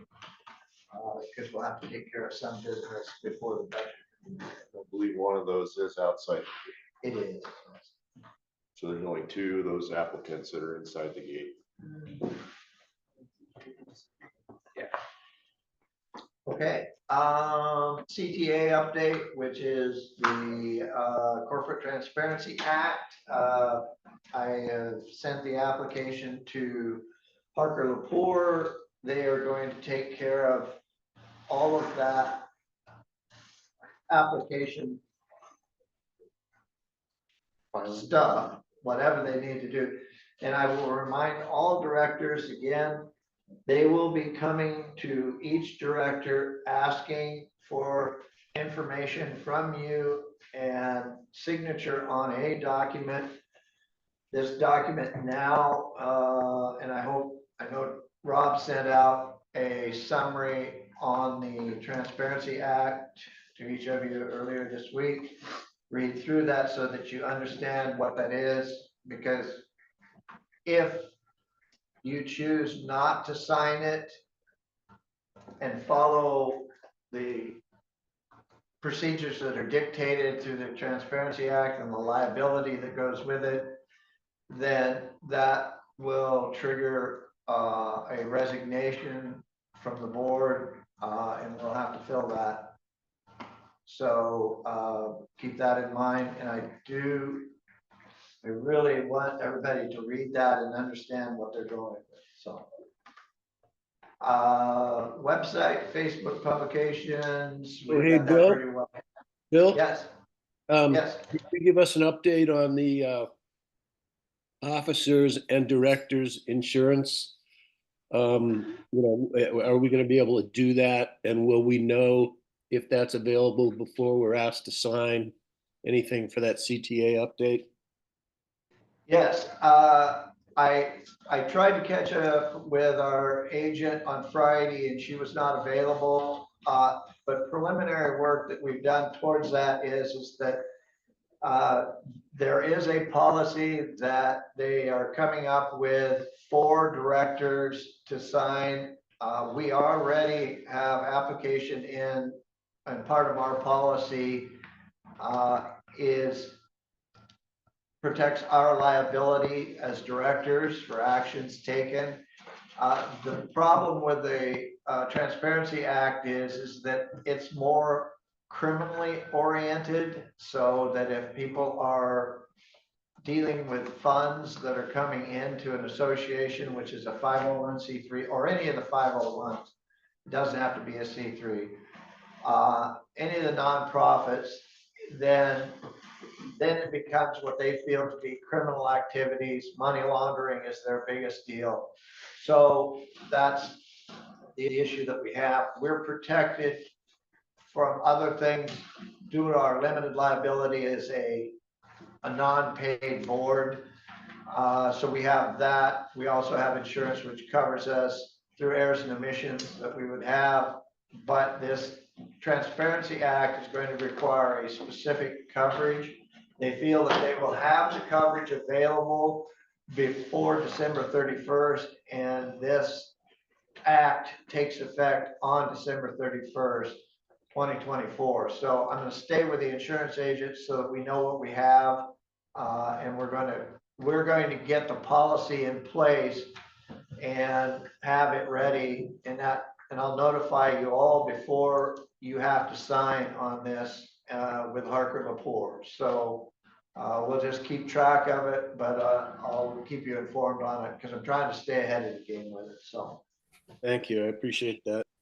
Bill, you sent a contract. Don't we have to motion and agree to go with Harker Lepore and agree to that contract? if that's something that you feel is necessary, you can. That they're our legal counsel. We've chosen them to do that. A legal, it has to be done through an attorney. And they have the process in place now to be able to do that. So I'm not, if we need a motion to accept that or to go to them, that's fine, other than we're using our specific attorney. I'm not sure. That'd be one way or the other. I don't have an opinion on that. Karen, do you feel we need to have a motion? Well, I do, because it's Okay. not just the $450 that's the upfront fee, and every time that we have a new board member or something changes, then it has to be, we have 30 days to refile. So I move that we go with Harker Lepore to file our Corporate Transparency Act filing. Specifically, just handle the filing. Correct? I'm sorry, what? You're saying that Harker Lepore is only going to handle the filing of the CTA documents. Well, that's what the document says right now. Yes. Right, that they're going to file the initial document. Correct. Okay, got it. Is there a second? Yeah, I'll second. I'll second.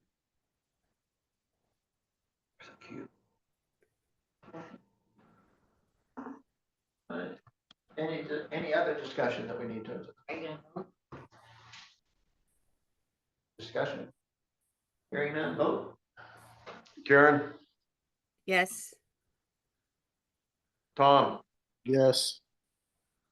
Morgan, Yes. Rob, Yes. Ryan, yes. No, yes. Okay. Website, Facebook publications, where all this is on here is basically is for clarification. We're sending anything that, as directors, that we have, anything that we want posted, we send to communications, correct? And there was a question on the marina information that went out that it required a full vote That's what we held to, right, Ryan? We had, all of the directors needed to yay or nay, yay or nay on that. So is the full vote of the board required on all items that are being posted? Is there a clarification? Because that would be committee reports. That would be board decisions. Any of that. So we need to get that clarified that it has to pass through all directors. And do we want a unanimous vote or a majority? And that's for everything. So as an example, so for my clarification, I think there's a difference. There's a difference between the Facebook publications and what's going on the website. Anybody can post on the website, the 3R website. Anybody can go in and create a post. So if we're saying that anything that goes on there has to go through board approval, or you're going to want to consider bears and quilts posts on there. The gun club has an opportunity to post on there. So how far down are you going to want to ratchet that? And then the other is, which I think is more of what it is when you're emailing all landowners. What kind of approval is that? And if you're talking a post, does that mean that, as an example, the lost dog that's up here right now, we posted on there yesterday without anybody giving a blessing to it? Do we have to now go through that? You're too deep. Back That's up. what I'm. So that's anything what we're that, saying. So yeah, That's why I want to bring this up. yeah, anything that comes from the 7 of us directly, I suggested gets the 7 of us the approval of all 7. Anything that's a lost dog, that's not necessary. Anything outside of coming from us, the 7 board members, does not need all 7 of our approvals. Okay, so let's relate that down a step, because the report from Kyle on the marina came from the task force. So granted, it would go through Tom. Can Kyle just send that in and have that go through, or does committee reports like that have to go through Tom? We're reporting on the marina as a board. Okay. So anything that says from the board, this is the information that we're giving out, that needs the approval. Okay. Okay, but so that's all well and good. But I think we need to have a time limit, because it shouldn't take 2 weeks for the board for everybody to get around to approving something. So I think it should be like a 48, 72 hours. And if you haven't replied to a request for approval to publish something like that, then your lack of response is is an approval in of itself, because it's nuts that we can't get something out within 2 weeks. Well, I think the issue was when we went to that new email system, there was a lot of confusion at that time over that email system. So I don't think people are doing that as a whole, but I think it landed at the same time as the new emails. So are we all comfortable with the new emails? Have we figured out the spam folder? We understand how to navigate. We're all logged in. Are we all there on the emails at this point moving forward? Dave needs a little help, but we'll get there. He knows spam. He should know be. it. Yeah, I think we're good. So, and then Randy asked if we can distinguish official postings of the board from other posts. So I think that's an easy ask, to just when there's an official posting from the board that we're stating that up front. Official. Okay. All right. But I don't believe this requires a motion. This is just a general housekeeping so that we have an understanding. I would like to go back to Tom's comment. 72 hours is way too long. I think within 48 hours, and I also feel that it should be a majority. So if we get to 4 votes within a time period, that would be it. And we can do that, because I concur that marina message should have been out right away. And I think other messages that we have need to get out right away. So unless we see an opposition to that, we go with 48 hours or a majority, whichever comes first. Isn't our email in our bylaws state that all votes have to be unanimous?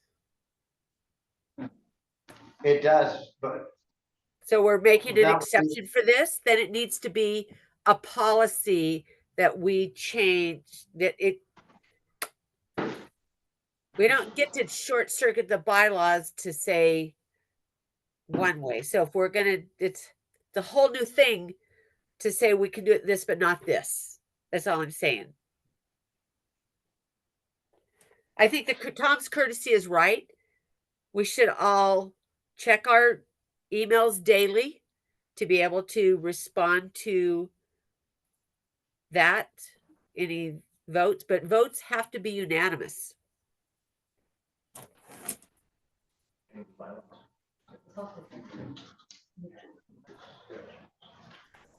Karen, just for information, Bill is looking through some documentation.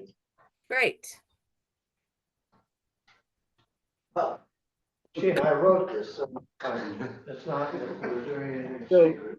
Why do we necessarily have to have the board approve a message like that? Why can't, for any committee, why can't the responsible board member, whoever oversees that particular committee or task force, authorize it on behalf of the committee instead of the board to circumvent this required vote of everybody? Because then, you can also get in a position where if it has to be unanimous and, one board member doesn't like something in it, then it silences the whole board. And that to me is a little scary.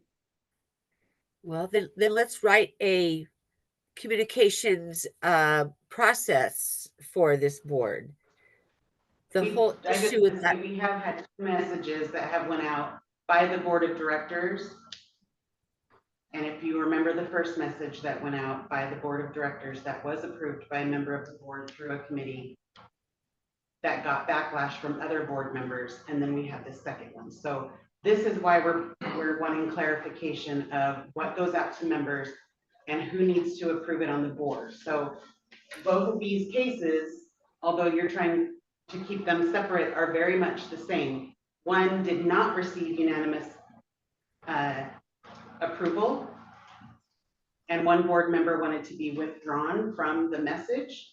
The second one is when we said we needed to make sure that we had unanimous approval. So now we're just asking for that clarification so that when you ask for a message to go out to all homeowners and landowners, who needs to approve that message before it gets sent out? Correct.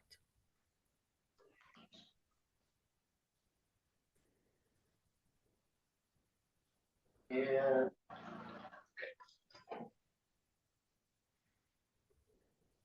so our best bet then is to come up with a process that's written. Yes, and please. That will be able to do that. Karen, why don't you jot down some ideas and just give a dry run out to everybody so that we can get that done, and we'll take a look at it and we'll go from there. I have a question. Are you just talking about the 3R rec site, or are you talking about the 3R rec site and the Facebook site? We do not publicize anything on the Facebook official Three Rivers page that will come via email. We will notify through the Facebook page that there was an email sent out for landowners to go check their email. Because our official Facebook page, the one that Michelle and I post to, and we're the only ones that have access to that, is public domain, meaning anybody in the world can read that. So to not put out too much detail, everything that's pertinent will be in the website produced email to landowners. And Ryan, that's a great statement. That should be the policy, what you just said, because that's really where all the issues came in, and you're absolutely correct. But anything that comes out of our Prop T or HOA Start or wherever it's generated through should, with names on it or from the board, should be approved by the board. Unanimously, Yes, then you're gonna have to. So that first message that we sent out would have never gone out because you had a board member that did not. So just correct. to be, That Without unanimous, amendment, without changing the things that needed to be changed. yeah, however, that's only for a vote that is not in a meeting. The unanimous clause is for stuff that, if we shoot an email around or whatever, we need a unanimous vote. We do not need a unanimous vote if we have an issue that we address during a board meeting. Correct. I'm sure that if we don't have a unanimous vote when we are doing an email thing, then we, I guess, can address it at the next board meeting if we feel that it's important. But that's, I guess all I had to say. Okay, well, let's come up with a policy so that we have something to adhere to. We'll take a look at it, and we can do that via email and have a unanimous decision made, so. Only if everybody responds. right. Within 48 hours. Okay. On to new business. Unless anybody has anything old business that we did cover. I still want to talk about that website. So we, as landowners, we only have the ability to use the complete 3R website, Facebook site. Well, that would be something you can pick up with Michelle and make sure that she clarifies with you, because I don't know the question. we We have two Facebook sites. We have one. No, We have one. We only have one. So. There's another one that is ran as well, There are three. but it's not ours. Yeah, and then there's one outside the gate. So there's an internal one, there's an external one, but there's only one Three Rivers Landowners Association webpage or Facebook page. And then we have the 3rrec.com webpage that allows for posting of articles and things as well by anybody. Okay, the conception out there is that nobody can post it on 3R Rec or the official Facebook. There are people on Facebook all the time. No, only the communications can post on our official Facebook.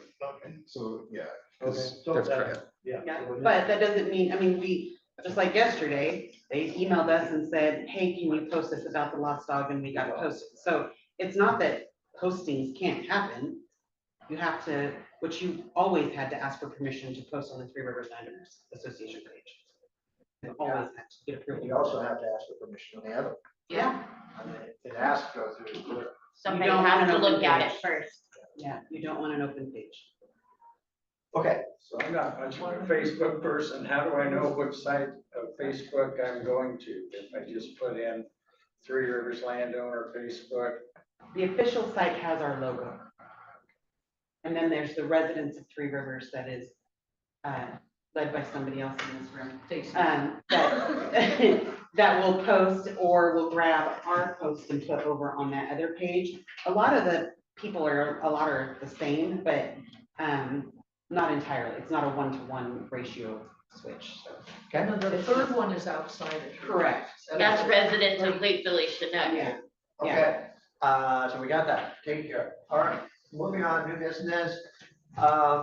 We have the CCNRs to vote on. Now, we've gone through the CCNRs. They've been reviewed by legal counsel 3 times. I thought it was only twice, but it was actually 3 times. They are ready for voting.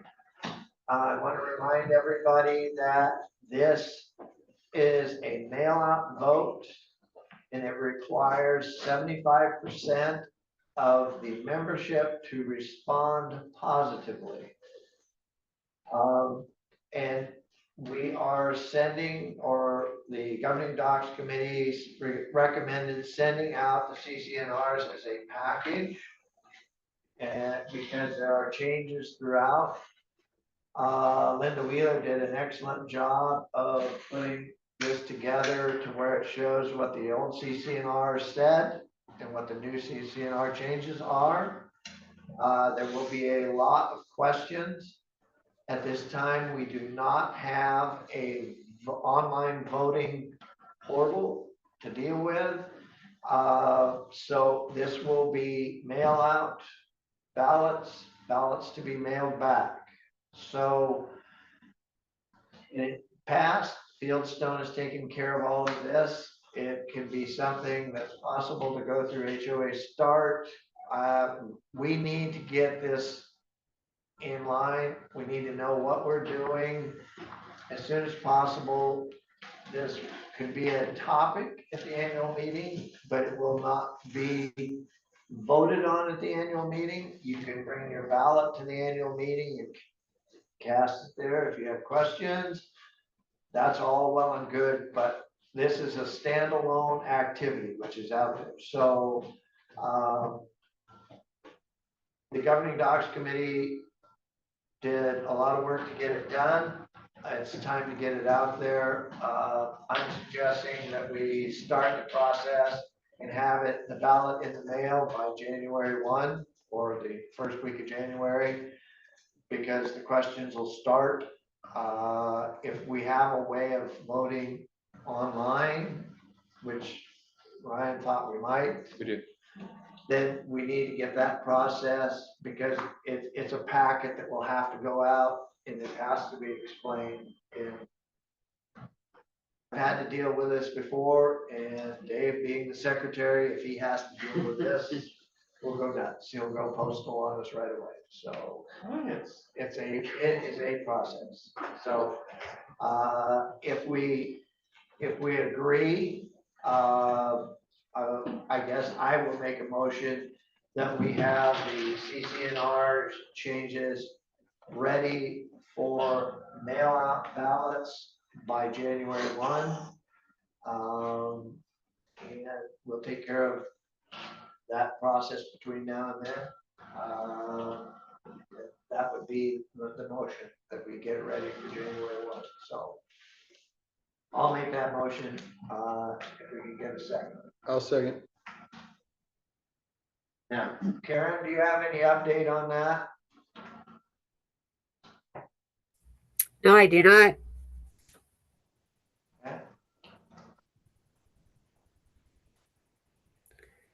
Any discussion? Identify the voting is just like the credentials. You have to be paying taxpayer landowner. And having trouble finding that. How are we gonna find out if they can be a voter? We'll have that by the end. We will. They'll have it. Yeah, we're already working on that, so. Okay, call for a vote. Karen, Yes. Tom, Yes. Morgan, Yes. Rob, Yes. Brian. Yes. Let me yes. Okay. The other new business that I have, these proposed ballot measures for our annual meeting. I realize the annual meeting is not until March, but believe me, we'll wake up one day and it will be March. So we need to get down ideas of proposed ballot measures that we want to have to present to the members. This will have to go out in the packet in January for the announcement for the annual meeting. The biggest one we have right now is changing the assessment value from the $350 to something that we can discuss, which is, of course, we've already established the date. Excuse me. So we'll be able to, on the 17th, maybe come up with an idea about what that might be, but that's going to be a primary ballot measure unless the board feels that we can do with the $350 annual. I don't think Bob can live on no more road money, so he needs road money. So Road assessment. we have to do that, and Tom had voiced concern that we didn't get out in front excuse me, the last one, so we need to get out in front of this one, have the information out, what we're gonna do with the money, why we're gonna do it. And be sure that that's in the packet that goes out and will be able to be on the website so that people, all the landowners can take a look at this. So by the 17th, if you have ideas, or if you come up with something that you've got a shot at, or you feel we should make changes to our bylaws, let's get that emailed to the directors so that we can take a look at it, come up with something. And there may be people, members who have suggestions. So there are two things that I would like to get onto the website. One would be, there's an item called Call for Candidates, which there'll be open positions for board of director positions. So we will do that. And if there is any suggestions from the membership with regards to bylaw changes, we'll take suggestions from the membership so that we can address those. When do you want that, or when does that need to be posted by? I would, if we could get that posted somewhere mid-November, so that I have two people who draft ballot measures and know how to do the wording and do all of that. So if we just have the idea, we can get the measure down. And then to kind of go back, Randy had asked, will comments and reports made by members about CCR changes be provided to members with any ballot? So I'm thinking that really the clarification is whenever we're asking somebody to vote, we're going to be giving information about that. Yes. Yeah. Okay. So, and we've already established a date and time for the budget meeting. Is there any other new business that anybody has? Bob? I need some help. In previous years of the snow plowing, there's always been somebody's been locked in because of the plow leaving a big berm in front of their driveway. The watch committee is helping get a list established to full-time residents so that we can make sure that they don't get locked in, that their driveways are clear. And it would be a great help to have a list of, don't need names, but just addresses that these are full-time residents. How could we determine? You determine it by mailing address. But what's the end goal here? Just make sure that nobody gets snow. Temporary driveway. No, I understand that. How are we going to plow the streets and also make sure that we're selecting full-time residents to not quote unquote block their driveway in? That's where their address comes in.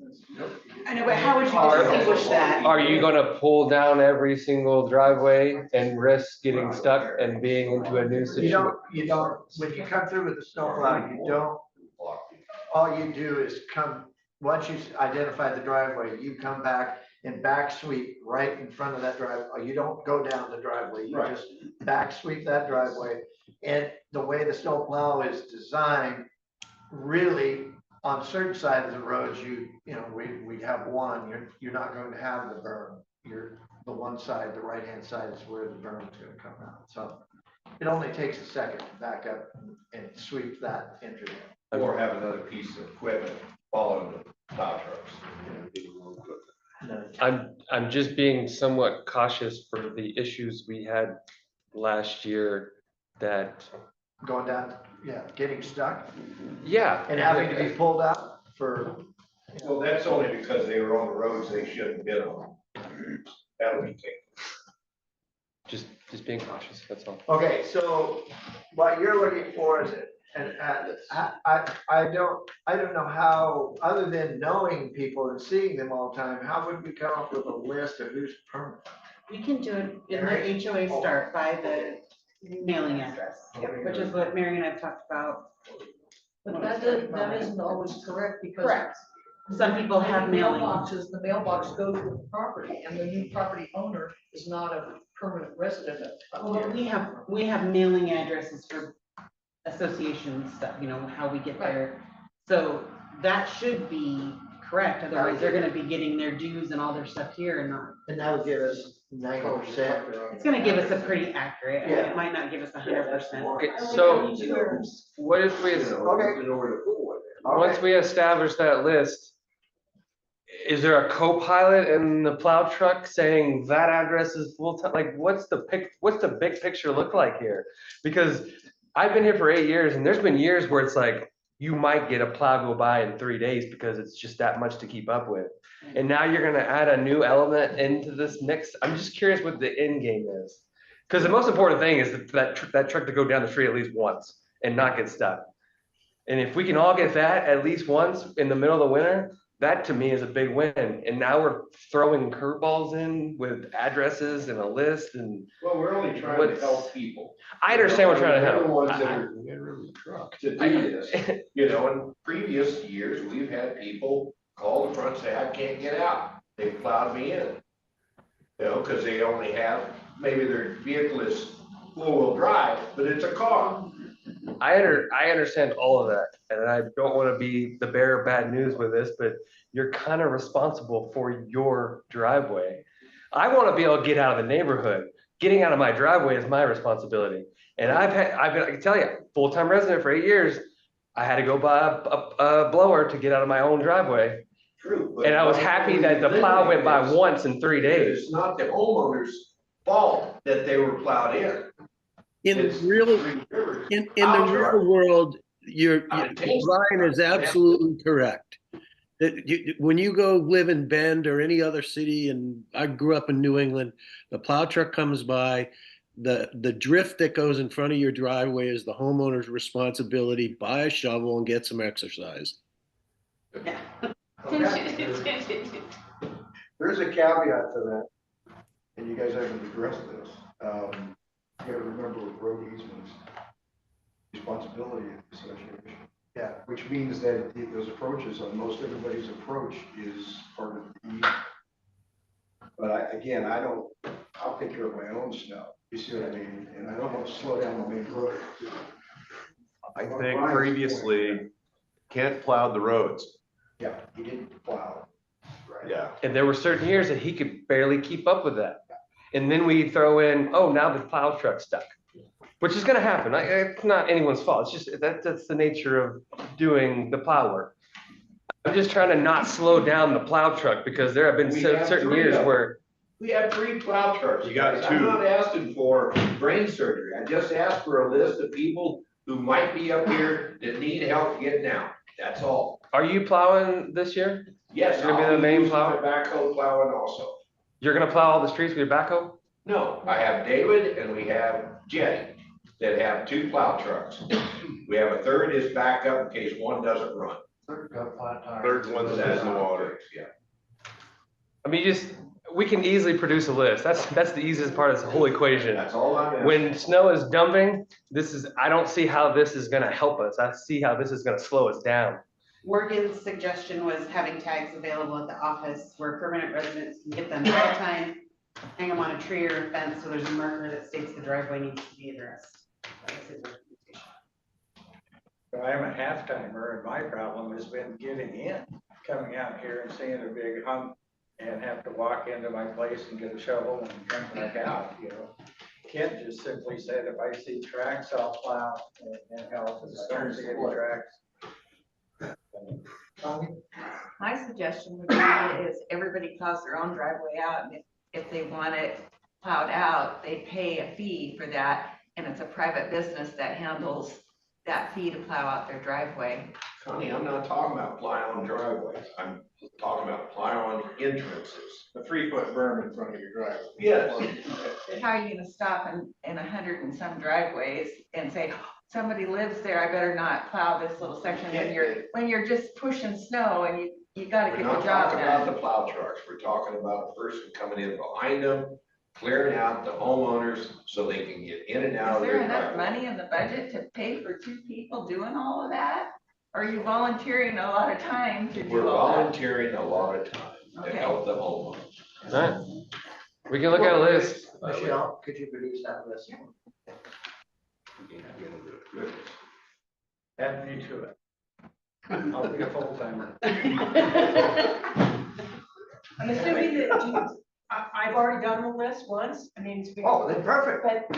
And I'm assuming we want it without names, with just an address. Correct. Okay. Yeah, we don't need the names. Right. And so we've And I established, do yeah, like Morgan's suggestion, so that if that comes to be an issue, we can tag the driveway. Or if they call the office and I can't get out, we can send something in there to get them out. I don't think that happened. and this is a volunteer group Yep. using volunteer resources. And equipment. Okay, We're paying for the extra diesel.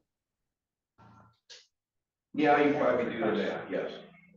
So it's not a full, then it's not a volunteer. It's not. Paying for it. Exactly. Well, the plow trucks are to get the diesel. so it's established that we are not paying for diesel for volunteer work to clear driveways. We'll do that. Will or will not? It'll be strictly volunteer. We'll get any diesel that the volunteer committee needs, will get donated to the volunteers for roads. Okay. All right, Who do you want me to provide that list to? me. I'll disseminate the information from there. Okay, Where's the money for the diesel coming from again? Me, I'm gonna donate it, Tom. I donated the pump, I donated everything else. I'll donate the diesel to be able to make it work. Okay, just wondering. Yep, no problem. We get her done. Okay, thanks, Bill. Thank you. Appreciate that. Now, just trying it and keep the meeting moving. I'm trying to go for ending quick. I see how you. No, Uh-huh. I'm on the, I'm on the, no. I had this thing laid out, you know? If you pay all of our dues, do we have to have meetings in the future? No, we don't. I'll keep working on it. Okay, any other new business that we want to bring up? It's actually old business. Okay. I have a question, and based upon the last information that I got in regards to the system, the gate system, is that, it's my understanding, you even saw it in minutes, that you guys motioned that the associated resident is not available to landowners, only to admin rights. I didn't understand that, what that meant, but that's in the minutes. But here's my question. My wife is a deeded owner, and right now she's an associate member. At what point in time will she be a deeded owner of the system? In the system, never. The way it's set up is every set of dues paying person or persons will be the property owner in the system, and then their spouse will fall as the associate. It's the only way to identify the separation. So if you have 3 sets of dues paid on a piece of property, they will all, correct me, Mary, on the labeling, but the 3 sets of dues will get one primary access to Proptia, and then their spouse will fall in the associated tab. And But the associated tab does not allow them to do guest passes. yes, it does. Yes, it does. Okay, then there's an error with a selection of a box. Yeah, I did, I couldn't. No, you can't, you can't change it. And that's what we're trying to say, is that we don't want to give everyone access to create associate residence. We want to associate that resident as the spouse of a dues paying individual, and they should have the full rights of the other person. But she has to do it. She has to go in and check the box. No, you can't. Someone with that, so contact the office or Steve. Okay, 'cause, Yeah, wants she to do should already be able to, so it was an error on one of our parts that a box wasn't checked. Okay, so just follow up with you guys. Let me give an example. I'll do it quick for you. I think she's doing it right now. Associated residents are really a pain in the butt, because well, it's not that they are, it's just. Not personally, the system, that's it's not- the system. Because everybody thinks that, well, I'm not an owner, and I am an owner, I'm on the deed. The Proptia is just using owner as a title, not as you are the owner and the only owner. So the associate, it adds more people to it than the curve, like you and your wife are a perfect example. That shows 2 more people in the system when we already have you as a couple. See what I mean? It's not necessary to have it. It's the only time I think an associate should be in there, just to throw this in. So use my example of this son and his parents' problem. The parents, there's a lot of that. There's a lot of parents. I don't even have an email, don't want to mess with email. I don't want to deal with this. I want my son to do it. Okay, so to keep them separate, the son be an associate and has the ability to make guest passes and work their system for the mom and dad. That's the only time I think it's a good thing. So you just pick who you want to run it, you or Linda. You know, but if you want Linda to do the guest passes, I can set that up for you. We've already fixed it. I just did. No, we both want to be able to do it. Yeah, we fixed it. It's fine, Randy. We fixed it right here. Did you just fix it? Yeah. Okay. Thank you. So yesterday I had callers, the white people. I asked him because his wife was hooked up, but he wasn't. I said, well, which one do you do all the work? I'm the one that does all the work. Oh, that's new. Usually it's the girl. Okay, I'll hook you up. So switched all to him. And, okay, yeah. All right, so, sorry. Thank you. Okay. All right, any other new business? Anything else that we would like to discuss? Everybody okay? Good to the order? Can I get a motion?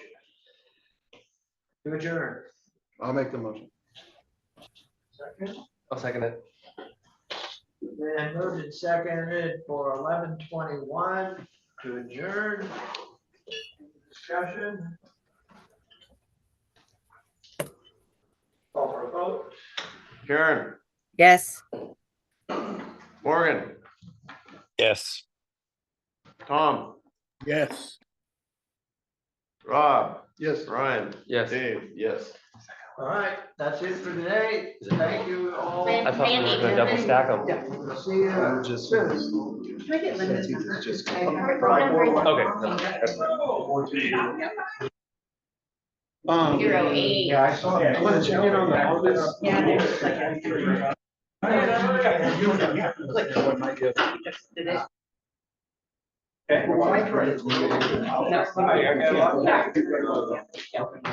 Now she should be all set to go.